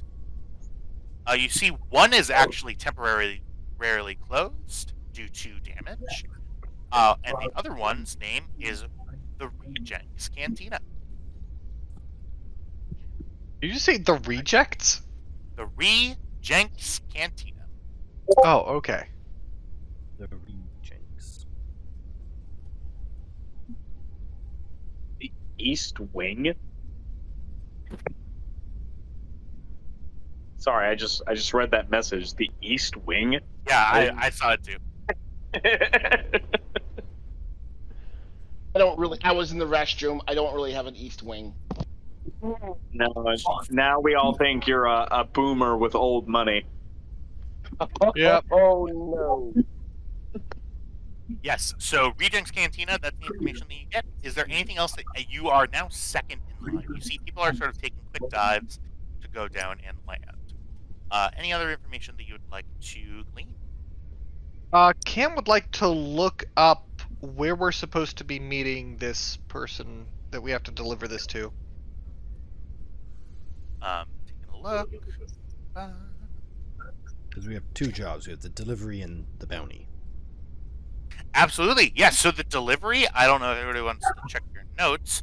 The name of the person on the planet who's going to be delivering is one that I have said here. His name is Rejects. What a thought. AKA the owner of the cantina. It's a safe assumption.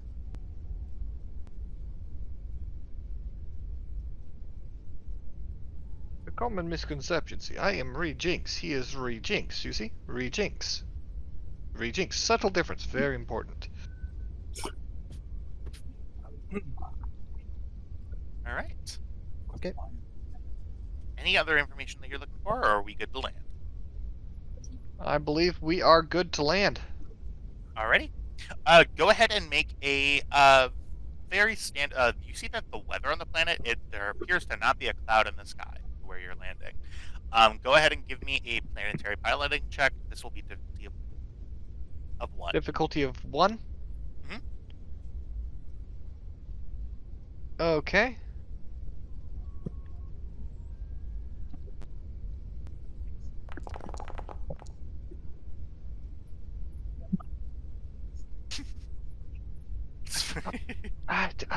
Okay. Wow, all right, here we go. I believe in Just the one force. moment here. Fucking So- thermals. I mean, maybe you can use those advantages. Yeah, feel free to, if you want to take a look at the skill guide, you're more than welcome to. Give me just one moment as I also look at the skill guide. Can I roll as well as a backup? Yeah, you know what? This would be an assisted role. Yes. So, do you have training in, planetary piloting? I technically don't, However, I do have 4 agility. Yeah, so for untrained assistants, it would be you'd add 1 die to it. So go ahead and just roll a green die for me. Have a present. Okay.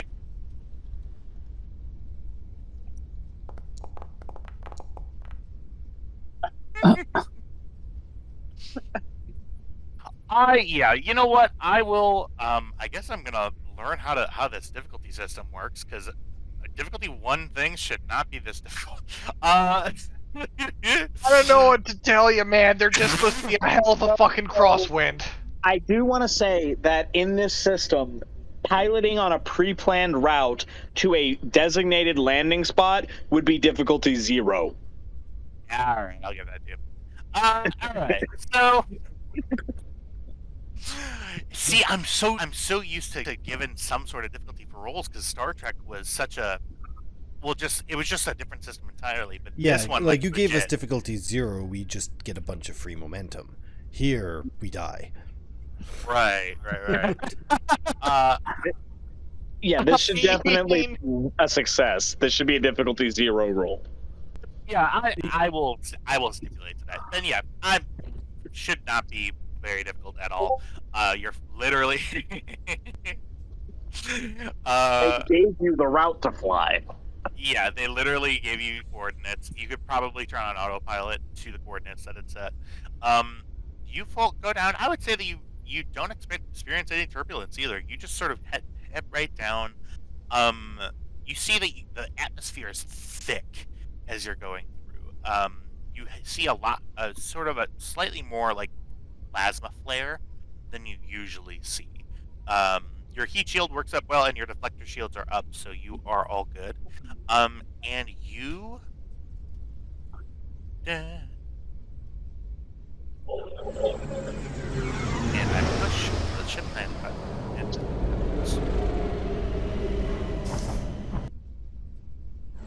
Please. Oh, that is a question I have. How do we gain XP in this game? Please don't ask me that question.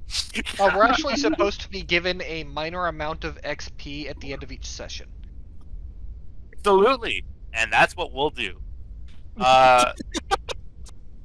Perfect. So, Okay, what master, amount of ladies and XP? gentlemen. So 5? Oh, you see, first you have experiences. So thank you for keeping me honest with that. I will make sure that I award y'all some experience here. That's totally fine. You land on the planet. Did anybody hear the ship landing noise? I did. I think I heard it twice. Oh, great. So I just can't hear it. That's awesome. So, taking a look here, you land on... you see a couple of people come up, and you see sort of out of your sort of front-facing window, you see some staff come up, make and ensure that your hydraulic landing gears are in place, make sure that you're landed in the right place. And you see that this spaceport is pretty standard for a outer rim, not very habited. Basically just a concrete parking lot, essentially, with some small buildings around it for the staff. You see that a fuel pump is collected and latched onto your area, and you have landed on Formos. As soon as I feel the landing gear touch ground, I make my way to the loading bay, open it, and start directing the people outside. I don't want them touching anything without my say. Okay. So as soon as you step foot on the planet, you are instantly struck by the stale and parched atmosphere of Formos. It's weird. It's not hot. It's actually quite cool. The air is desiccated, despite the cool climate. your tongue immediately sort of dries up. Well, this is awful. Is everybody heading out of the ship? Yes. Yeah. Where are they supposed to meet the person that's buying the stuff? You were given a name, and that name is Rejenks. There is a Rejenks Cantina in the town, which is about a 400 or 500 yard walk. I am going to come out wearing my breath mask Okay, yeah, for sure. because it sounds awful out here. You're not. Technically I breathable, activate- but yeah. I just activate my suit's, climate control system and. Yeah, well, All not right, everyone let's can head be Mandalorian, so, you know. Cam steps out, kind of tilts her head a bit. Well, this place is awful. Oh, come on. We've been worse places. Sorry, dust. Oh, thirsty, are you? And you see a couple of you see a tall sort of teenage gentleman with a big sort of pack on his back, a large pipe that's sort of coming over his right shoulder from the vessel on his back, and several stacks of like paper cups. Runs over to you and says, "Yeah, absolutely. You look parched there. Can I interest you in some water?" No, thank you. I'm assuming it costs credits. Well, everything has a price to it. Absolutely. It goes 1 cup for 7 credits.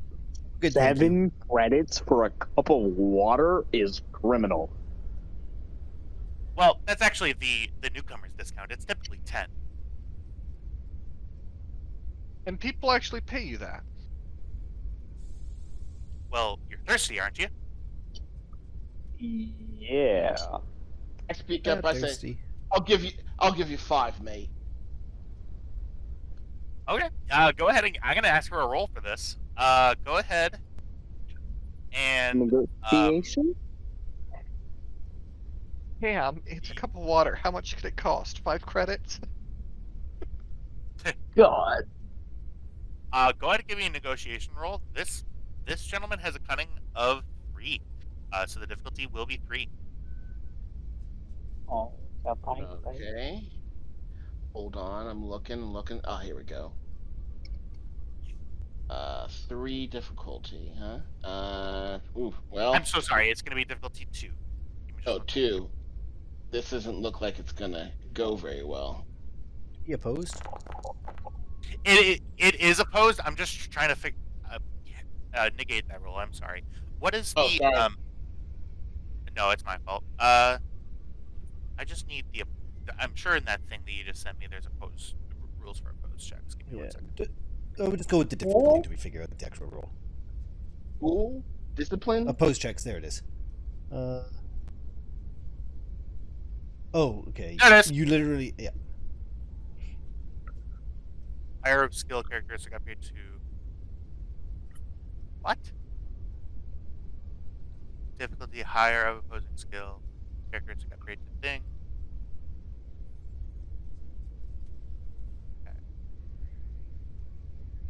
Okay.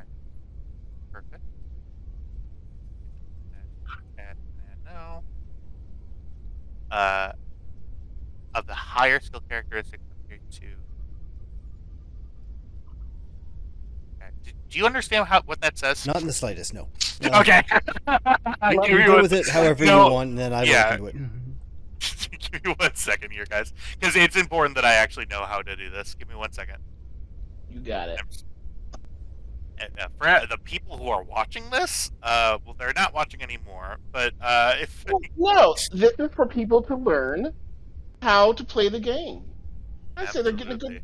they're good value there for it their is. money. Players' characters' dice go in the pool as normal. Opposed Yes. NPCs' dice become the difficulty and challenge dice in the pool. If your guy had 2 greens, you add 2 purple to the roll. If they have yellow, you add a red. oh, so I literally did it right. Yes, you did. But I'm gonna roll the I'm gonna roll the bad dice. Okay, great. Yeah, Go ahead and yes. You don't technically so roll them. Yeah, so you guys don't roll them. I roll that. Great. That makes sense. No, it's literally we roll them. Oh, okay, cool. So yeah, literally exactly what I just said. That's great. Yes. Yeah. So this is gonna be a difficulty 3 roll. Okay, so I just do difficulty 3 then. Yep. Of negotiation. Ooh boy, this is really not going to go well. You could spend for it. Ow. I mean, I still don't even know what this means, but I'm assuming that I thought that the little down triangle and the little wings would cancel each So other to out. go over the symbols, so if you look in the chat log, the symbol Oh, I all the way see. I see. to the left, the explosion is a success. The one all the way to the right on the purple dice is a failure. They balance. Those cancel out. So that means you fail the check, but you have an advantage. And for negotiation, an advantage can gain a perk or concession from the target. So, like for instance, if you're haggling, he'll meet you in the middle. So it'd be like 6 credits. 6. The guy looks at you and says, "Hey man, I'm already giving you the newcomer's discount. I gotta run a business." And he smiles at you.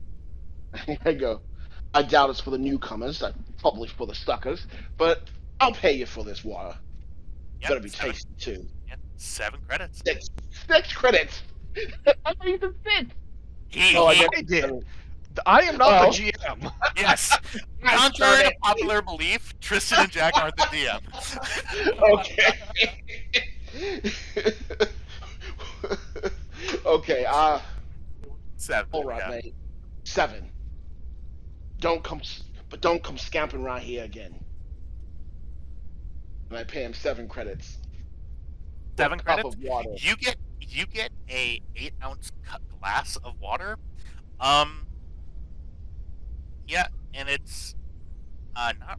I mean, it's cool. You take a sip of it. Do you drink it? Yeah, just a tiny sip. Yeah, you take a tiny sip. It's water. It does very, very little to quench your thirst. Say, well, potable. We'll take it. Well, I hope so. You just paid for it. We might. I say to the team, we might need some later, so let's just take it now. Here, have a sip. I pass it around to everybody. Have a sip. Kybax pointedly bites the little tube he has in his helmet and just. Kybax, I will say that, yeah, your suit keeps you cool. It's literally the idea I had was it's literally a camelback. Yeah. Yeah. Camelback with a tube running into his helmet. I will say that, yeah. No. I'm going to say no to that. You do not have water that you can access at any time. I have a camelback. Your suit keeps you Camelback's cool. where I draw the line. You're already a Mandalorian. Keep your fucking dick in your pants, whatever. So you yeah. So you do feel parched, but it's cool inside your suit. Okay. You see the gentleman. He sort of snickers, sort of flicks his credit chips and does that funny thing where he opens up his pocket and drops them in there, like flicks them in his pocket, and then starts whistling. He definitely just fleeced us. Of course he fleeced us. You paid 7 credits for a glass of water. And you see, Well, we don't know how hard it is to get water in this place.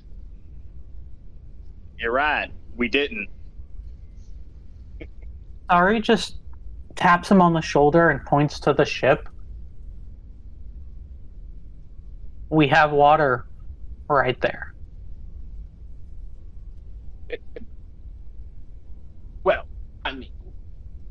not my ship.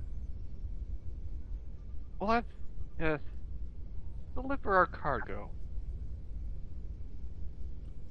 Okay. I, You see that some yeah. I'm sorry. Go ahead. Oh no, carry on. All right. So you see some staff come out. You see that they put the four crates. You see that they is anybody like following the staff up the ramp to see what they do with the Yes, crates? I mentioned that I left first and I was directing people. I got fuel. Yeah.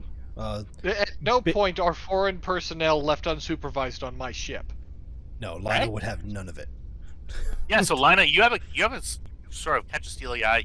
They go into your sort of cool storage area, and you see that they have sort of their sort of lifts on, and they say, "Are you just delivering these to this? Are you delivering these to somewhere specific, or are they just for the port, or is it where We're are they going?" delivering them somewhere specific.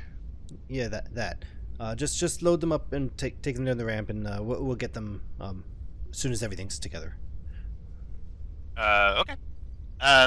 You see that they take one look at the cold storage things. Go ahead and is Cam with them with them back on the ship as well, or is it just Lina? Yep. Okay. Go ahead and give me both of you. Go ahead and give me. Go ahead and give me both of you streetwise checks. And I'll say a difficulty of 2. Okay. Can I assist with this? Are you on the ship? No, I'm outside, I guess. Diff Okay. 2? Oops, sorry. Diff 2, yep. Ooh, there's a triumph there as well. Oh, damn. Okay. Yeah, I was gonna upgrade. All right. Sorry.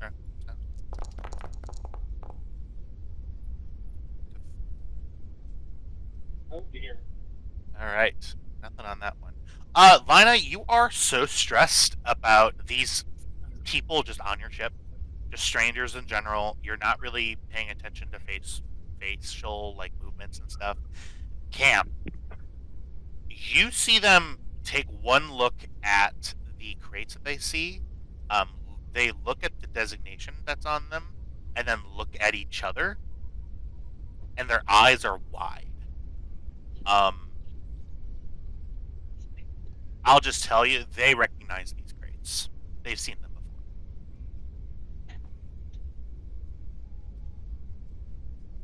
Tell you what, why don't we unload these ourselves? They sort of turn around and say, why don't you? And then they take 2 big steps back and walk down the ramp and leave. But what's the matter, Cam? They're not They doing a know good what's job? in the crates. Oh. There is something a little wrong. Let's get them off the ship then. Yeah. So yeah, we start unloading these. All right. It takes a bit. With the 2 of you, it takes a couple of minutes to get them loaded onto an anti-grav truck. And by truck I mean cart. You see that they actually they bring up. You hear sort of the people who are standing outside of the ship. You see the staff people start walking away rather quickly from the ship. There's like 2 human males.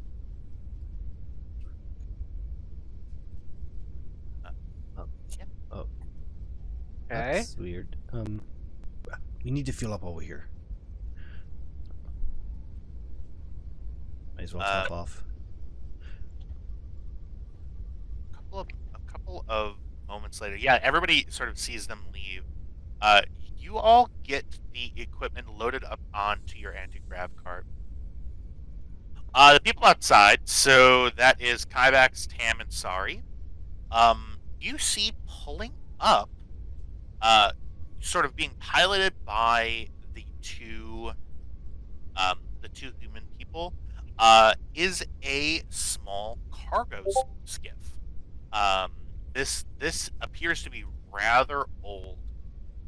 Sort of a two-seater sort of speeder that has a large sort of weak repulsor cart on the back. That's large enough for all of the crates to sort of be on. And this sort of pulls slowly up. Coming up behind the speeder, you see 4 stormtroopers, each of them holding a standard blaster rifle.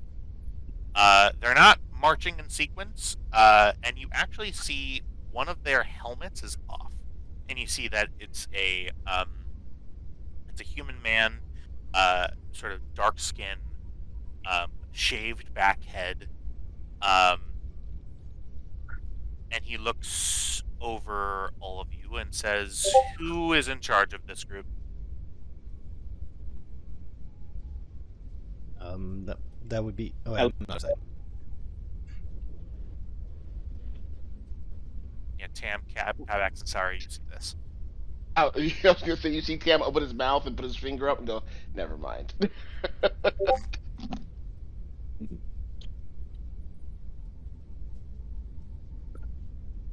Well, Mika? Jack, are you there? he's up. They're up in the ship. Yeah, Yeah, so we're not outside. We're in the ship. Yeah, so who is just outside right now? yeah, so it's Kyvax, Sari, and Tam. You guys are all outside, and you see the speeder with the cart attached to it pull up. Behind it, 4 stormtroopers. One of them is speaking to you without his helmet on. Dark-skinned gentleman, shaved head, just asked you who's in charge. I look to the only actual employee of the ship. I guess that defaults to me. You see his eyes sort of narrow at you and says, "We are to be your escort." Captain's on the ship right now. You're the escort? Okay. Yeah. She points back towards the ship. Cargo's up the ramp. Yeah, I believe we were like actively unloading it. Yeah, so at about this time, Cam and Lina, you both come down the cart. Expect kind of like thinking to yourself, "Hey, how are we going to get this all the way to the settlement?" Kind of a long-ish walk. It's like 350, 400 yards. And you see parked outside is a rather jank, but still like usable cargo speeder, and stormtroopers. Each of them not pointing their weapons at people, but sort of they have their weapons out in their hands. Is there a problem here? They're the escort. Don't recall an escort being mentioned. Can I do She just shrugs. kind of insight check? Sure, yeah. Give me 1 second here. I don't just want to take them at their word for it. So you're trying to see if they're lying. Yes. Okay. Go ahead and give me a streetwise check. This will be difficulty of 0.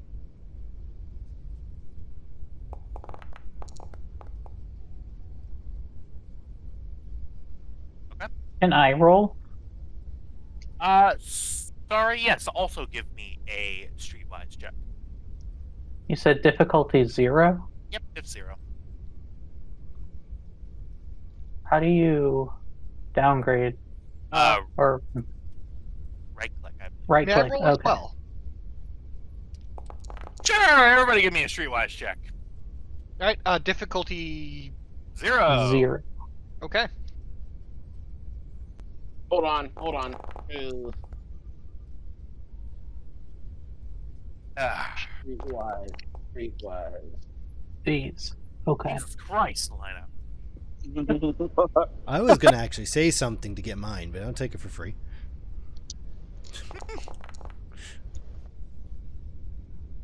Yeah. All You're right. kidding me. You're kidding me. This is academic at this point. Oh, But, Tam. Ivax, Tam, y'all are not really getting anything from this guy. He seems to be pretty up and up. Sorry, Cam and Lina. You take this gentleman at his word. I will say, not only is this guy here to escort you, but it's his choice to be escorted. This wasn't an order that he was given. He is electing to escort you. Is there a particular reason that we need to be escorted? I mean, it's right over there. Well, considering the amount of warning labels on some of our boxes, I'm not going to question the escort. Thank you for your help. Yeah, That's gives a fair. nod to the stormtrooper, starts loading stuff onto the skiff. All right. I'm gonna go check on the thrusters I mentioned, the soot buildup. The stormtrooper sort of looks at you and says, "You're carrying some rather valuable cargo in these parts, and I want to make sure that it gets to the place that they need to get to." I don't know if you noticed this, but water is kind of hard to come by. Yeah, Tam got ripped off for water already. It was great. Oh, did Frangle get to you? Didn't catch his name, really. The man's name is Frangle. Yeah, Frangle Stock. Yeah, that sounds about right. Yep, Tam got frangled. She snickers.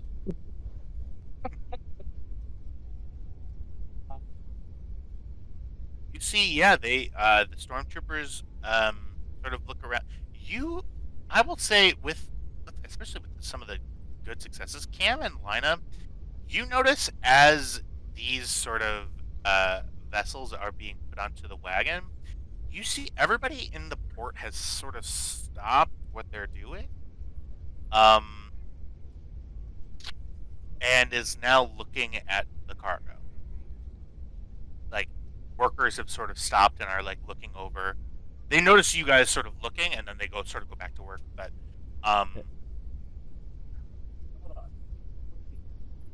I mean, when 4 stormtroopers come up, it's probably worth just taking a peek at what the hell's going on. yeah, With all of this clearly them wanting to steal water, Lina is going to lock down the external water port that we would normally get our tanks refilled through. you son of a bitch. All right.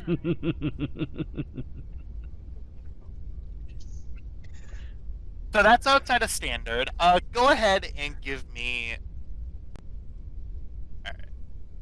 Go ahead and give me a mechanics check. Go ahead and just give it.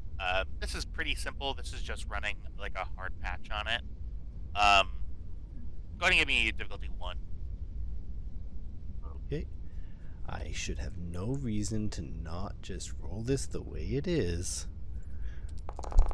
because I have all of the dice. Oh, jeez. Yeah, you lock that shit down.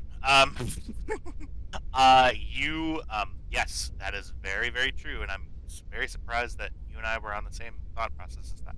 I've been thinking of it for 20 minutes. Yeah. You lock down the external water tank. The stormtrooper sort of, the head stormtrooper sort of looks at you and says, "My designation is K91, but you can call me Trev." Panicked?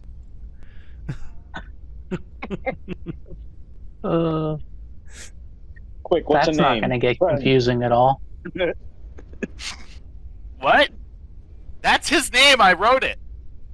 I did. I promise. There's a notebook somewhere. Yeah.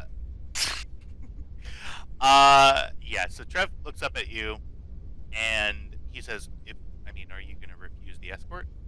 That's up to you. I just figured. Yeah, we're you'd glad to want- have you with us. That's wow. I hope you actually mean that, because we've sort of had a hard time. I don't know if you could tell. How bad does their armor look? It looks like shit. It's like scuffed. It's nicked. It's there's a bunch of soot all over it. The pure plasteel white of a stormtrooper outfit. These guys are yellow. They are sort of very yellow tinged, sort of like piss colored armor now. It's not a good look. Definitely not the Empire at its finest. I can tell. Kind of look at it a moment and goes, yeah, this doesn't seem like a planet anyone comes to by choice. For what it's worth, I hope you get out of here soon. I appreciate that. Well, let's get you over to the settlement. We shouldn't have that big of an issue once you get into the settlement. It's just there are a lot of unseemly types between here and the settlement. There are a lot of people who sort of log their wares, and a couple of pickpockets. There have been some smuggler activity here, and I just want to make sure that people who land here are safe. Cam nods, looks to the rest of the crew. All right, mount up. Okay, let me know when you guys are on your way back. I'll just Yep. Lina. No? Yeah. I'm just locking up. Yeah. It may not be the best fresh air, but some fresh air would do you some good. Come on. You see her shoulders slump. Fine. Locks the ship down. All right. Remember to take your gun. I have it right here. Absolutely. And are you guys? I'm just going to ask this as a matter of course. Are you visibly armed? Do you have like a holster that's out? Are you open to carry? Are you concealing anything? Cam has her blaster on a thigh rig. All right. Kybax is carrying his gun. All right.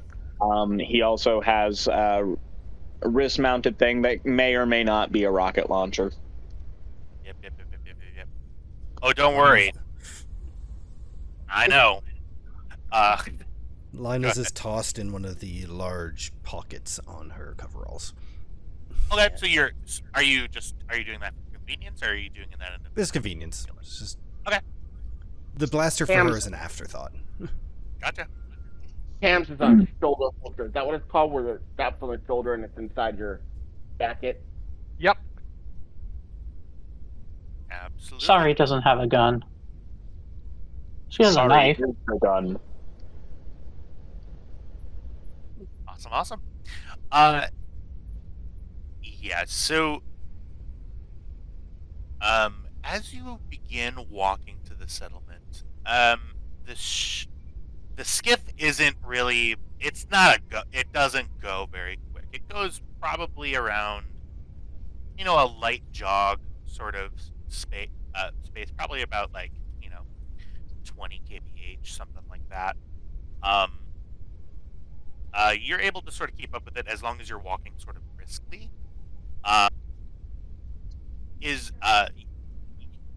As you go. Is anybody piloting the speeder, by the way, or are you? Cam will. Okay. Yeah, Cam. This is a rust bucket. This has been obviously like the loner speeder for cargo here at the dock for a while. They don't really treat it all that great. It's like a work truck. Even as you're sort of moving and getting air movement and stuff, all of you are immediately parched. Walking doesn't really help matters. As you sort of leave the permacrete, you start to hover over. It's not like particulate dust. It's just very granular. It's the material they're walking on is very solid, but it kicks up dust as you keep walking. You start looking to your left and to your right. You see some people have set up, so this is sort of a high transit area. You see somewhat of like a poor man's bazaar. You see several water cellars. They're all in common sight. Some of them are sort of the mobile as you go. Some of them have their own stands with sort of. You see some of the bigger stands. You see have refrigeration units, and ice water. You see one stand. A cup of ice water is 25 credits. Like. It's treated as a luxury. Sorry. Looks like I got a pretty good deal, eh? She just shrugs, still wearing her mask. Yeah. So the prices sort of fluctuate. This is sort of a weird market to be in, just water. But any prices that you see would be considered extortionate on any and most, if not all, any of other habitable worlds. Like even on Tatooine, this is a lot for water. On Tatooine, there's an upcharge definitely, but on Tatooine at least it's hot. See, the difference between here and Tatooine is people in Tatooine, they have sort of infrastructure in most parts to be able to, at the very least, get some distance and shelter and maybe like some humidity during the night. There's just no moisture in the air. It's almost negative moisture. It's cool. It's the sun. This is sort of the red dwarf sun. It's sort of beating down on you, but you're not warm at all. It's cool. It's like in the mid 60s. But yeah, just not any moisture in the atmosphere. As you sort of go, you see that cellars that are further along start to get a little bit more desperate. You see that some begin to approach you, who are obviously all newcomers.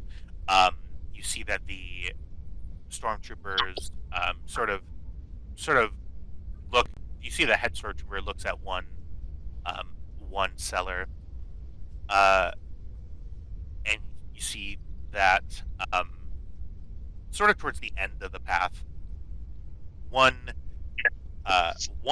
woman that is a water cellar does not actually approach.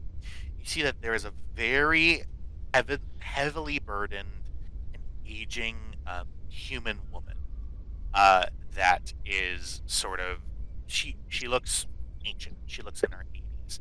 She's carrying a huge jug of water and another one of those sort of pipe and like coaster. You see there's like a bunch of like slots for cups in like a wooden thing that's sort of around her stomach, and you see some cups that she's filling, and you see she has a tiny little stand, and on it says Mama Noba. Mama Noba. Cheapest water on Formos. And you see that she is selling a glass of water for 1 credit. Kind kind of catches your eye because a lot of people don't really pay her any mind, but she goes, "Hi, dearies. Oh, hi, Trev." Says, "Hi, Mama. How are you?" "Oh, I'm good. I'm keeping on. Would these people be interested? The first two are on the house today." And she sort of looks at you with sort of a glowing, very old, charming face. Can I do like insight or whatever? What is the We are so paranoid. I know. Well, this is the right level of paranoid for this exact situation. Like my 100%. D&D senses are screaming, "That is a hag." Yeah. I say to Trev, "Wait, what's her deal, mate? She's selling recycled piss water?" Yeah. He looks and says, "No, I mean it's it's decent water. I would probably put it in the middle of the spectrum between piss warm and like the luxury stuff that we saw a couple yards back. No, it's good. It's cheap, and it's good." And she goes, "Well, I didn't hear you right, Sonny. Are you saying that you would like some water?" I'll take some. "Oh, good. Oh, yes. And what's your name?" She sort of, as she sort of asks, she takes the pump, really quick hands, and fills a glass. The water is slightly, slightly tepid, but it's palatable. And it tastes like water. My name's Cam. "Oh, Cam, wow, I've never seen you here before." We're just passing through. "Oh, well, that's nice. I'm sure you have a lot of stories. Sorry, go ahead and give me a street. Go ahead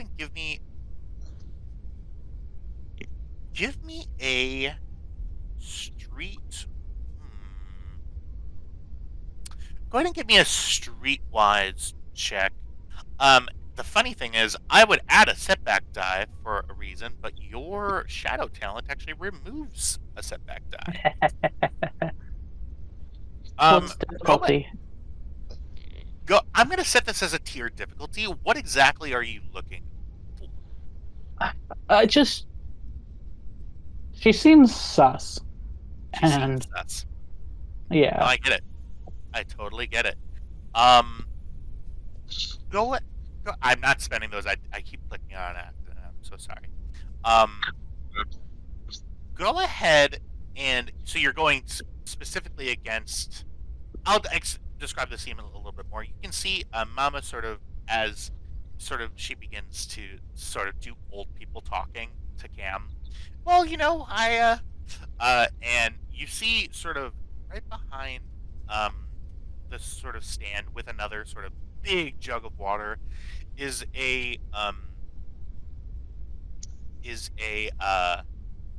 sort of like a gangly teenager, sort of freckly face that's a little bit sunburnt, sort of goggle imprints from dust, and you see sort of messy, sort of a jumble of dark hair. You see that he is making his way over to speak to another sort of vendor. Over, they look like they're just talking about whatever people talk about. So yeah, you're going specifically against Mama Noba though. Yeah.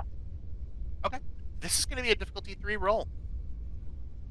Jeez. Okay. And if I spend a point, what does that get me? Yeah, so that allows you to upgrade one of your normal die to a proficiency die. Okay. So yeah, if you want to spend one, that will upgrade one of your green dice to a yellow die, which gives you a better chance of success and a chance at a crit. Yeah, I'll do that. Sure. All right.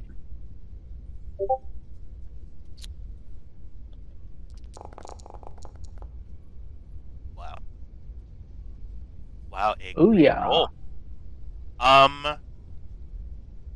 You see,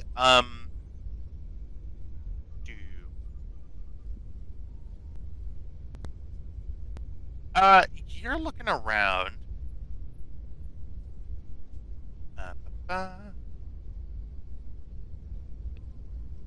You look around. She is as she appears to be. She is not a hag in disguise. I promise. It is looking a little too good to be true. The Mama is moving in a way that is sort of drawing. Cam, as you're speaking to her, she says, well, I was not born here on Foremost. I actually had a you see that her face gets somber for a moment. I actually had a previous home on a different world. Unfortunately, that world is no longer around. She was born in Alderaan places. She was born in Alderaan places. And she begins to regale you about the only reason that she escaped the destruction of Alderaan was that she took a business trip to Corellia that ended up not being what it seemed. She ended up losing most of her money. Sorry, you get a sort of feeling on the back, sort of like a tap on your shoulder. You see that Mama is moving in a way that's sort of directing your attention back to her. She's sort of moving very steadily along in front of you and drawing your eye lines left. You feel your force senses kicking in, and you see that the teenager, you see that he had begun sneaking up on you from behind. He seems to sense something from you, and then he sort of goes down and acts like he's tying lacing up his shoes, and then goes back, puts his sort of jug back on, and then oh my god, is that a cat? Yeah. My cat is demanding affection. No, I gotcha. It puts his jug back on and goes back to Mama Nova's stand. All right. Yeah, she's gonna lean over to Kybax, sort of nod in the teenager's direction, and say, "Yeah, I think he was trying to rob us, and she's the distraction. I don't know if she means it, but he did, till I saw him." Well, Cam, you see Mama continues with you.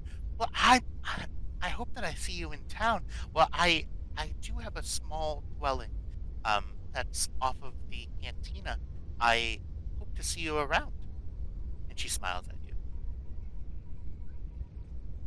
Maybe. We probably won't be here long though. Good luck. And she sort of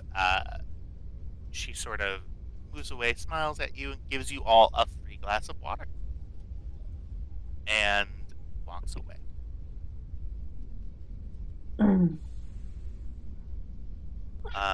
Continue moving forward. That's such a rambunctious cat.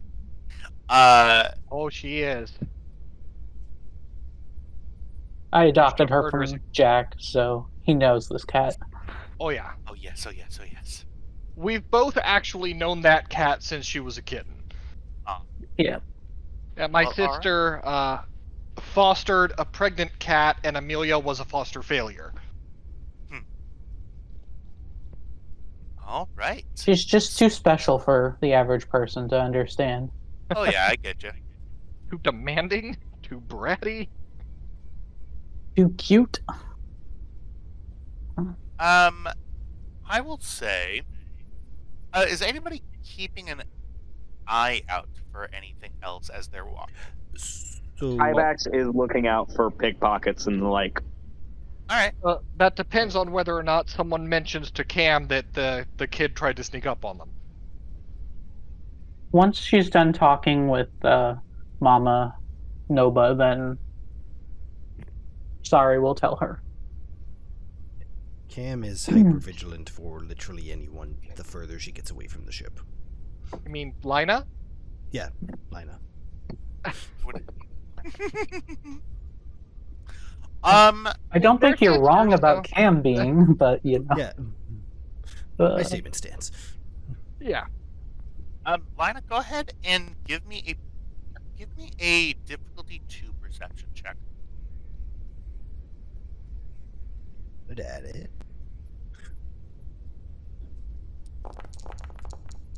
Oh. Okay. I'm amazing at it. It'd be kind of fun if Lina had, like, the further she was from the ship, she'd start getting boosts to perception and minuses to cool. Well, I'm going to get that in reverse. The closer I am to the ship, the better I am at dealing with people. So what am I rolling again? If you're looking out for anybody, go ahead and roll a difficulty 2 perception check. You sure it wouldn't be 100% vigilance? on board. If you want to make a vigilance check. Okay. Difficulty 2, you said? Yeah. All right, I get a boost dice from my armor, and let's roll it. Ooh. Dear Lord. The dice just want this to be a comedy of errors, don't they? Yeah, it's just so good. Just one moment here. What can I do with a vigilance check advantage? Because I have 2 of them. Spot environmental advantage. And plus blue. Whatever that means. Yeah, so so I on a roll an future additional boost, maybe? Yeah, on a future vigilance roll in this same scene, you can add a boost die to it. You're looking out. You're not seeing anything in particular. Moment here. I'm so sorry. Somebody is. Sorry, I clicked a video that was a little louder than expected. Oh no.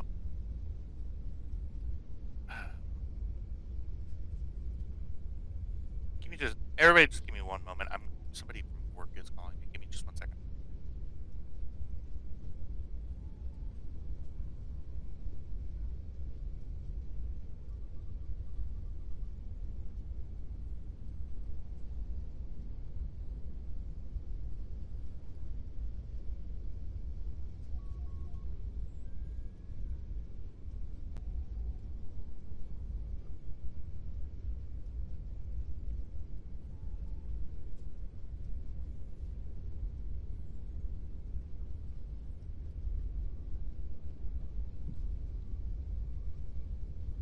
So, come here often? Oh, about once a week.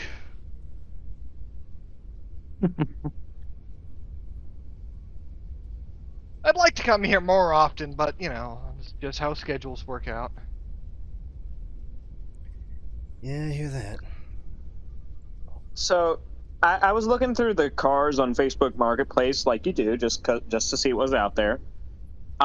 This is a Corvette, a very nice Z-Series Corvette. Looks like at least a 2018, if not later. Description: if you know, you know. 2019, 32K miles, trackers off, not VIN swapped. Delivering fee $600 anywhere in Northern Cali. No pickups. God, that's so sketch. He definitely stole this car. Yeah. No VIN swap. If you have to, like, say that, then... Also, if you That's- know, you know. Yeah. And all of his reviews are selling fakes, do not buy for him. Agreed on 3 different times and dates to meet, and he was a no-show. This one just says mean, 1 star. And he I fucked up responded something, with, but he I'll was kinda change mean. your diaper, crybaby. What the fuck? That sounds like Facebook Marketplace to me. Yeah. Wild. See, I deleted my Book of Faces like 10 years ago, and I have never looked back. Same. It was such a good idea. Oh my god. Ironically, I did it because I'd added a bunch of coworkers, and some of them were just like total white trash, and I did not want to see their posts. And I'd already been kind of thinking about deleting it, so I just did it anyway, and that way I didn't have to have an awkward conversation while I unfriended my coworker. Yep. Worked out pretty well. I deleted the whole thing. Yeah. You're not special. I unfriended everyone.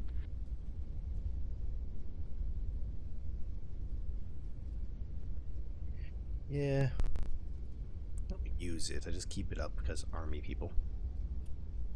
It's the only way old people know how to contact each other. Guess what, Jessa? To marry the state agent. What? You know those really nice large glasses that I have? No, but go on. Oh. Well, I'm down to 2 of them because I had 4 just from previous casualties and then 2 broke in the move. Found a place online selling 4 of them, brand new. Just over $20 including shipping. Not bad. How many do you think will make it? Well, if all 4 don't make it, there's going to be some emails exchanged because this wasn't some rando. It was actually from a company selling supplies. So.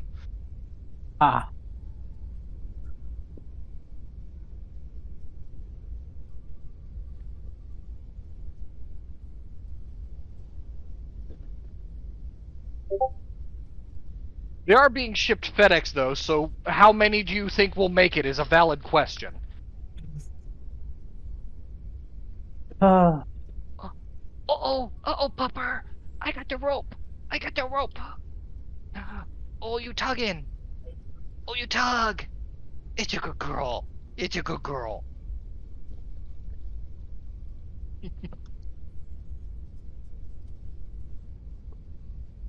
Some of you may have surmised that I'm very fond of my dog. Is New You have a York dog? Post one of those tabloids?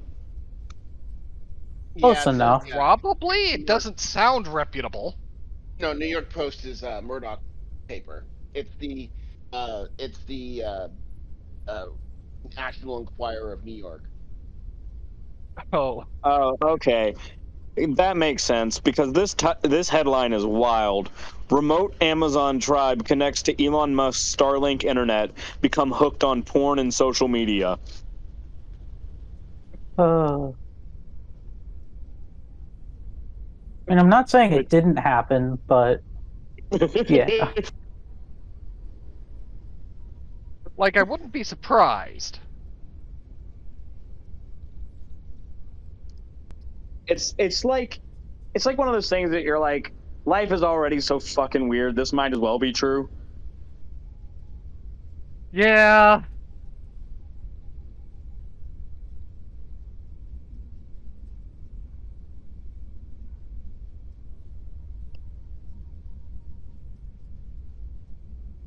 Where is our GM currently? He said he said 2 minutes. I'm sorry, 2 minutes ago. So he's a liar. Well, that we know. Did he not just say 10-minute break only to show up 11 minutes late? Apologies, everybody. That was stupid. You Anyway. are perpetually 1 minute late for your own timings, and I appreciate that you're at least consistent. Awesome. I'm sorry, where were we? We were doing some vigilance checks and perception. Okay, great. Yeah. Some of us succeeding, and some of us were kiebacks. Right. Lina, Right. you take a look. You do.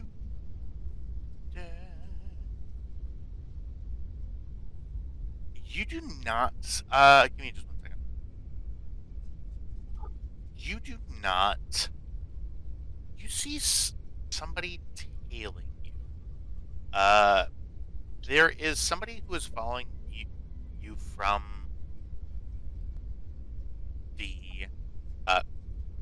the spaceport that you're just now noticing. It is a young Rhodian, very sort of small shoulders, very not broad at all. You would say just above adolescent, so like 21. And he's just sort of following you at a distance. You noticed him stop when you guys stopped, and now that you have continued moving, he is. Lino will either increase or decrease her pace to end up next to Kybax. Yeah, Kybax.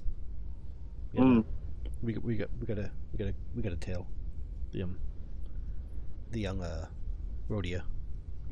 Which direction? She points through her, but behind. He grabs her, like, as she goes to turn, kind of just reaches up and touches her shoulder, just as like, on a clock, we're facing forward, 12 o'clock is in front of us. What direction? 6 o'clock. He's been following us some time. He had stopped when we stopped at Mama's too. He's keeping his distance. Okay. Does he look armed? I didn't see. He looks for a moment? young. Young, you said? Yeah, he's young. He doesn't look armed. I think I couldn't tell.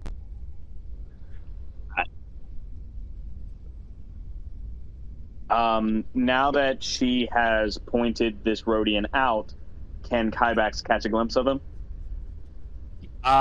Yes. You look back, very fleetingly. Yeah, you see he is as described. He is,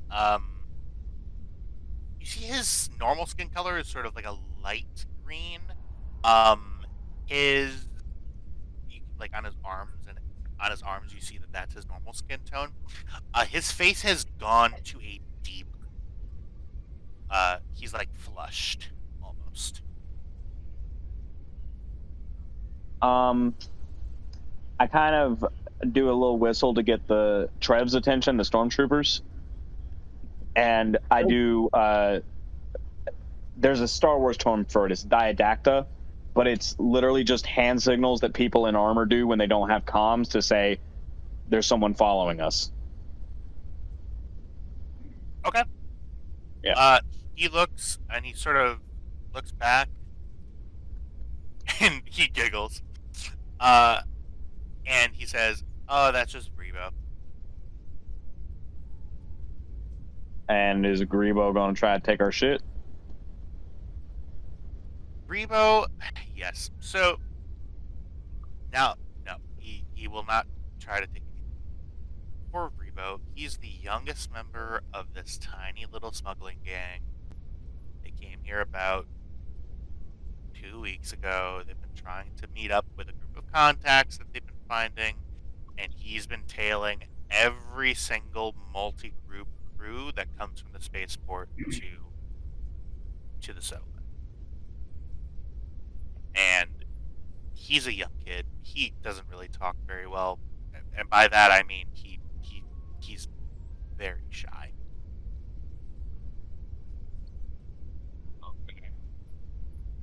As long as he's harmless, ain't no point in thinking any kind of scene about it. Yeah. So I expect if we get into town, and I mean if he comes, yeah, you see that he's sort of, his head is sort of cocked to the side, and Revo notices that you're sort of speaking. You guys haven't stopped at all, but you guys are sort of making conversation. And Revo's eyes sort of tighten, and he sort of stops following and just sort of walks away. All right. Trev, I've been meaning to ask. I pull out my ID puck, the bounty puck I have, and I open it up, and I'm like, have you heard of a man go by the name of what is his name? Bandon Doba? He's an Aqualish. He looks at you and says, Bandandoba? Yeah. Well, I know that there's an Imperial bounty out for his head. He sort of turns around and sort of looks behind him as he's walking. There have been a couple of people who have been trying to collect his bounty for a while now. Some people up at Cussle. Let's just say that they haven't really been successful. It's hard to find him. He has sort of been the main guy to get contraband from. When the the Empire was still, a thing, that was one of our main missions, was to find his supply network and shut it down. For hell, a year and a half since we discovered it, we weren't able to even find a gap.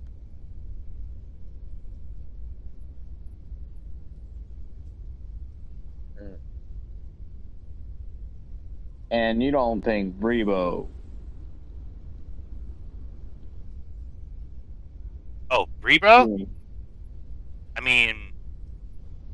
Do I know for a fact that he's not? No. Do I think that a Rhodian like Brebo would be able to run with Bandandoba's group and still be alive? I don't think so.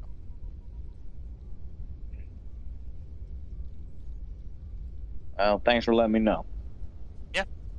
Well, you see, as you finish your conversation, you make it to the settlement. Where are you heading with this? Regenk's Cantina, right? That's correct. Yes. So you're gonna head. You see, he gives you sort of decent directions. There's a lot of lefts and rights and backs and forwards, and just sort of, you get the feeling that it's gonna be kind of weird maneuvering this around. The stormtroopers noticeably stop at the sort of where the settlement is sort of starts cropping up. Well, good luck. If you need anything, I suppose give the spaceport a call, but y'all seem pretty good. Appreciate the escort. Stay safe. Absolutely. You see they turn around and head back. Okay. So, where do you go? You are sort of, I'll give you sort of a brief description. You see a lot of the dwellings around here look pretty hastily constructed, but still, like, lived in. There's a lot of, sort of, obviously, like, thermoprinted dwellings, like, pretty much a mold was made, concrete was filled in, cheapest of the cheap, sort of very, like, all of them are either boxes or circles with roofs, and that's about it. Begin walking through a lot of the town. At this point in the day, I would say it's getting to be closer to the evening. You begin making your way, following the cardinal directions. As you get deeper and deeper into the settlement, the sort of open road turns into more of a very badly planned set of, like, a maze of tight alleyways that are pretty much filled with, just garbage. You see portable trash compactors. You see some piles of crates. You see there are moisture condensers that line gangways that thread between the houses and the shops. You see that there are a couple of big, like, moisture condensers, but you see that there are not enough to the point where everybody. You can see that there are maybe 50 full pipes coming off of one moisture condenser. So the amount of water that you get off of that thing going to each through the throughput is not what would not be considered habitable amount by any people. You get to sort of the back alleyway. You see in the distance, you see a 3D sort of glowing sign that's floating up that says Regenx Cantina. You see Regenx Cantina, lodging and lodge is the subtitle of it. Well, that's a little redundant. And you see that there isn't really a way for the alleyways are getting too thin to the point where you're not really able to, without backtracking and going the long way around. It looks like you're gonna need to be carrying these boxes. I'll amend what I said earlier. Each box can be carried by a person, I'll say. There are 6 boxes and 5 people. If somebody wants to try to carry 2 boxes, they can. I would make you roll for it, but I think Kybax would carry a couple. Okay. Yeah, Kybax, go ahead and give me. This is just going to be a straight brawn roll. Would be athletics, lifting heavy things and carrying them. Yeah, it would be athletics. Yeah, for sure. And then this is just going to be difficulty 1.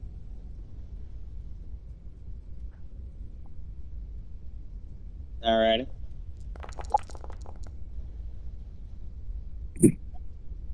All right. Yes, you're able to carry one of the. Are you carrying Yeah, you carry. I'm carrying the ones filled with water. All right. The heavier one. Continue moving. You see that there is. As you continue passing, the sky is getting dark now. The sun has sort of gone by. Then sort of kind of like Yellowstone-like outcroppings, very like sandstone-ish, are sort of in the distance, and the sun has creeped behind one of these sort of towers of natural sort of formation. So it's dark in this alleyway. As you pass a particularly dark and narrow alleyway nestled between a pair of towering warehouses, you hear a commotion. There is loud rattle and buzzing noise coming from within the alley. The buzzing, the rattling stops, and you hear a low and monotonous voice calling out. The voice is buzzing and faint, but you can still hear it. It's just like on the outside of your ability to hear. The street is quiet for sure now. Hello. Psst. Help, please. I need help.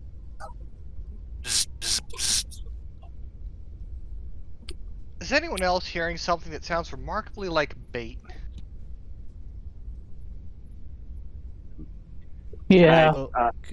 Could just be a trap droid. Okay, so I'm going to take out my tech goggles and put those fuckers on and look into the alley. Your tech goggles. Okay. I'll switch to thermals in my in-helmet scanner. I know we'll just be a chiss and do it naturally. That's right, 3 of us have dark vision. I'm just gonna keep an eye out on everything else so we don't get snuck up on. Yeah, I'm All right. keeping an eye out for my wallet. For your wallet.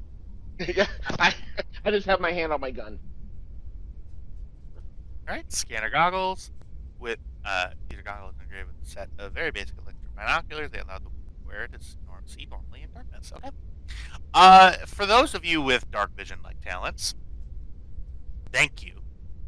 And also, so whether it be thermal or aided with the use of sensor goggles or anything, you see a I'll say the people with dark vision, you can go ahead and give me a perception check, difficulty of 1. Specifically, what my scanner does.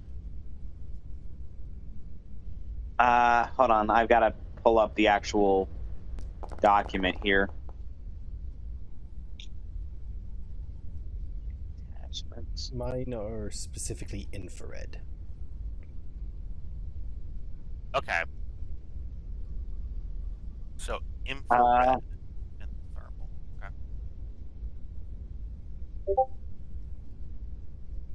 Okay, so this doesn't have any setbacks due to darkness. For those of you who do not have aids to their vision, there would be a setback due to darkness. Okay. So you said this is a perception check? It is.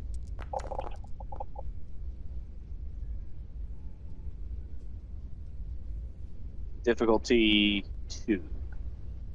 Or 1. Just difficulty 1, yeah. Everybody's not rolling this, just the people with the It's up to you. You can roll it if you want to. But it would take a setback dice. It would take a setback Yeah, die well. because it's dark. Yeah, so... Okay. What? Right? Yeah, that's right. Yeah. Sorry, you said that you were keeping an eye out for other things? Yeah, Okay. making sure that it's not intended to be a distraction. Okay. One setback die from checks due to lighting conditions. Okay, yeah, cool. So those of you with aids to your vision, and Tam, because Tam has good eyesight, you all see a little bit between, next to one of the warehouses, there is a blue trash compactor, where the noises appear to be coming from.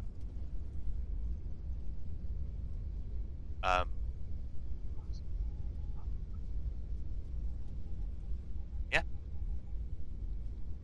Hello. Just help, please. I need help.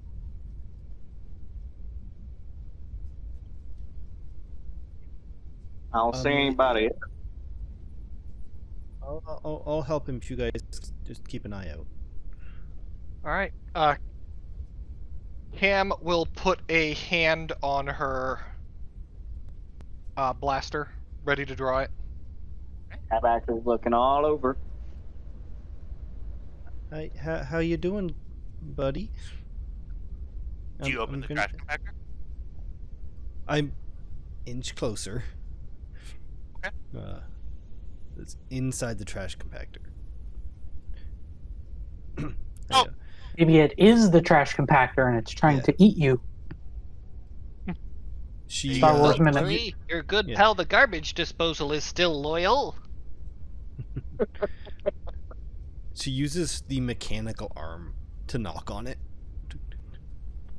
Hello? Greetings. So glad you found me. Nice to meet you. I'm Lina. I'm gonna help you. What's wrong? Where are you? I'm standing in an alley with you.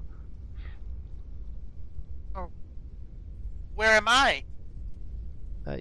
You're either a trash compactor or inside the trash compactor. I don't think I'm a trash compactor.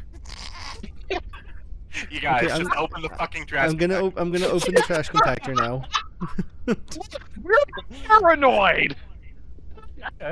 Yeah, and Lina opens the trash compactor gingerly and looks inside. Jeez. I wanted to see how long it would take for you guys to not. Yeah, all right. Long enough for you to get We've burned impatient. us one too apparently. many times. You see, well, the trash compactor is gross. There is not any food in there, but there's a lot of there's just a lot of junk in there. There's a lot of dented metal. And sticking out, you see a droid arm of it looks like a variant on a 3PO model. Okay, I see your arm. I'm gonna pull you out. Okay. Okay. So she latches on with all three hands, and reefs. All right. Yeah. Go ahead and give me. Nah, this won't do. You just have to you use your mechanical arm to move a large sort of piece of metal sheet, junk metal, out. You see a badly damaged droid. You see its head has been dented. One of its eyes has been fully smashed. And its body has been pulled apart. There's a bunch of wiring, hydraulics, there's just hardware that's strewn about inside of the trash compactor. You see that actually the piece that you grab onto, it's just like the torso and the left arm and the head of the droid. Okay. 3PO model, you see silver skin, bog standard. It's obviously a variant class of the 3PO. And you see, sir, you've looked better. Let's get the rest of you out. I set the torso down and I go for the legs and whatever else I can grab. you see that there is only one other leg in the trash. I mean, do you dig fully in the trash compactor? Well, yeah. You see that there is only one other leg, just the left leg of the droid, and you see no evidence of the right leg or the right arm. So this is all that's left? Damn it! I was gonna make that pun in character. Sorry. And now we know why she's named that. Yeah. So, what's your name? As I'm digging parts out. So glad you found me. Please help. Well, I'm gonna help. What do I call you? My name is J9E8. You can call me J9. Well, hello, J9. I'm Lina, and I will be your droid maintainer for this evening. Lina, they took my friend. Please. R4. You see its head sparks. Okay, well, we're gonna finish this thing, but we're gonna help you, and I'll see if I can help your friend. So she looks back down the alley. Everything all right down there? Yeah, I've just got most of a droid to carry. Lana, are you bringing home another project? No, I'm helping someone. You see, the lights on J9's body are starting to dim slightly. My My friend, R4 and I were on our way to the cantina when we were set upon by a band of thugs. Okay, I'm gonna try to help you, and then I'm gonna try to find your friend. So I'm just gonna go inside your chassis for a second and see if I can't help fix some of that stutter.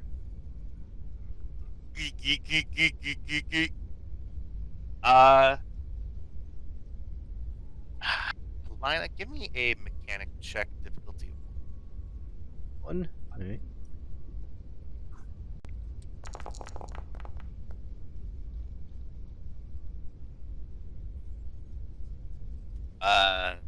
Lina, you take a look, and as soon as you take a look, you see that this droid is equipped with self-repair mechanisms.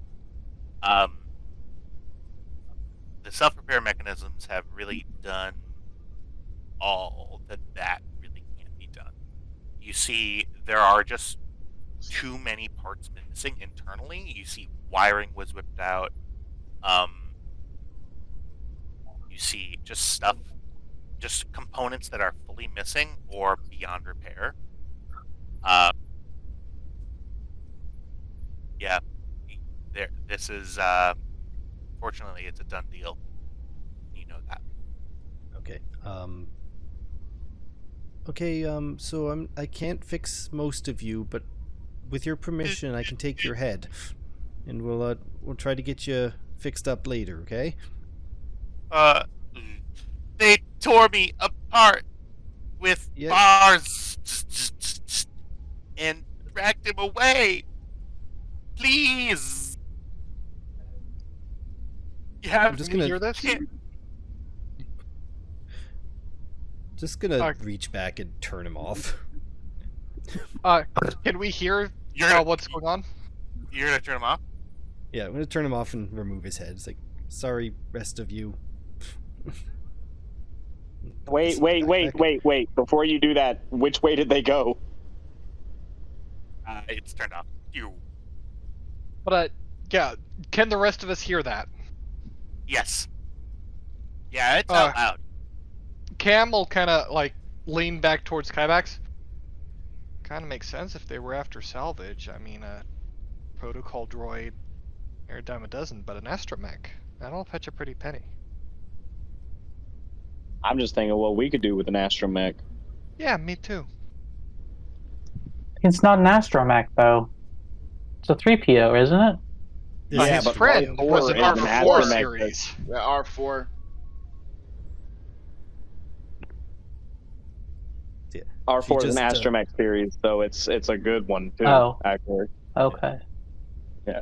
She puts J9's, like, hands J9 to her mechanical arm and just kind of tucks it on it over her shoulder, just kind of holds it on her back. Okay. So what are you taking with? The head, with its memory and all that jazz. Okay. I can't carry that and the water and. No, I got you. Come back for the body. In fact, I'm going to put the body back in the trash for safekeeping. Alright. Well, yeah. I'm going to come so back you for all this. You make your,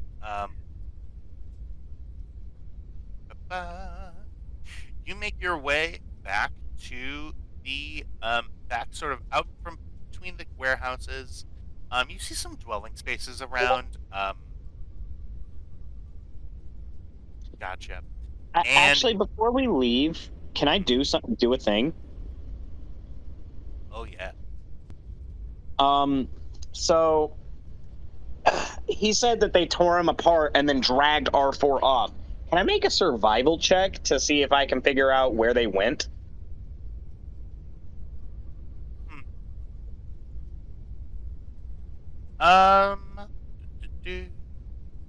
Yeah. Go ahead. I will just, go ahead and give me a survival check. Go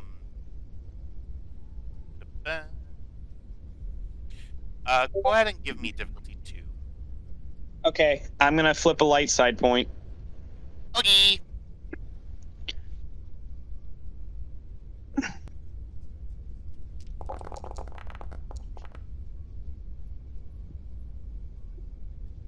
Oof. But I triumphed. So what does that Yeah. mean? Hey, let's find out. 1 second. Triumph spends. Uh, okay. And then skill guide. That was a survival check. I believe. Learn detail about target, destination, disposition, presence of prisoners / cargo. I already know they have a prisoner. I already know their general disposition. I want to know their destination. You take a look. This isn't really a heavily trafficked area. You see old evidence of like a scuffle. You see like footprints doing stuff. And you see slight drag marks going further into the alley, down into the warehouse district. I mean, do you follow the drag trail? Yeah. Okay. You continue going down.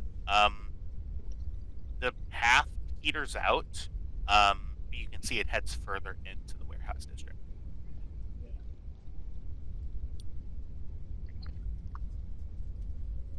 Okay.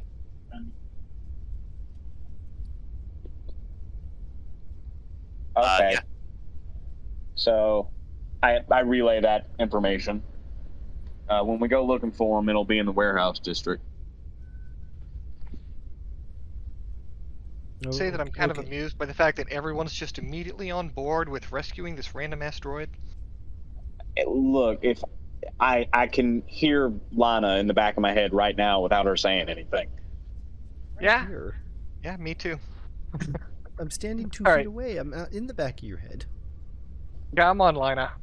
Let's get the delivery done, and then we'll go play Rescue for an Astromech. I want to come back for the rest of J9.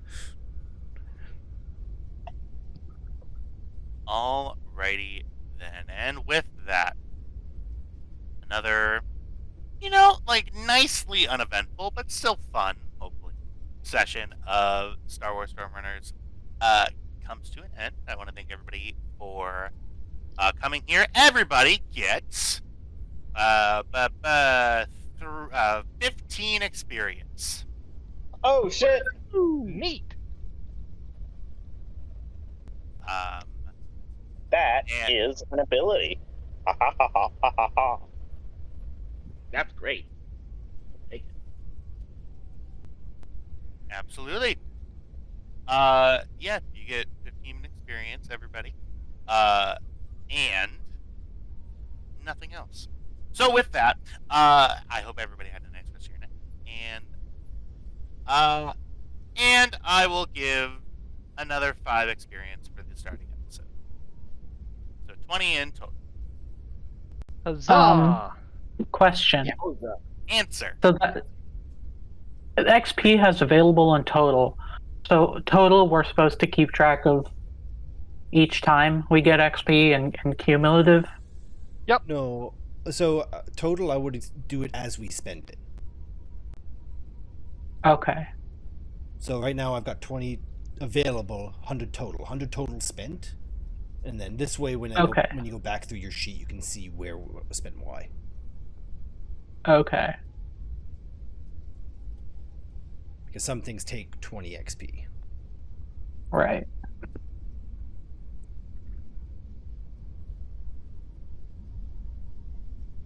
Well.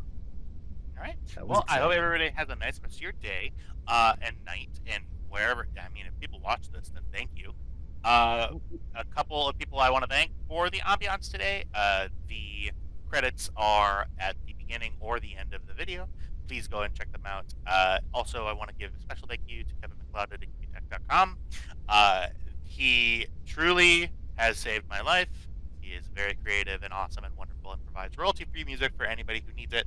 Please go over and check that out. The link will be in the description. Now it will be.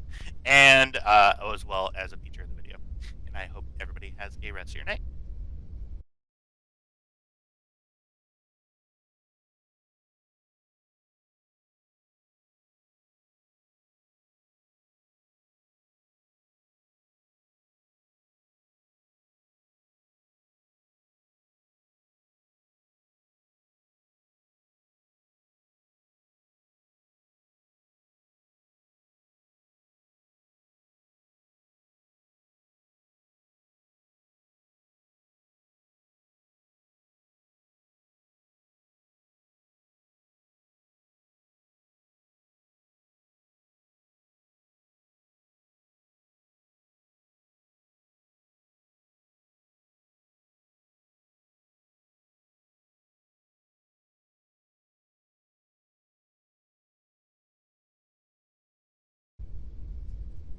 And before you ask, Really? no, We're he doing does those? not have our GM's family hostage. We didn't even use any of his music. We didn't. I'm still going to give him a mention anyway. Okie dokie.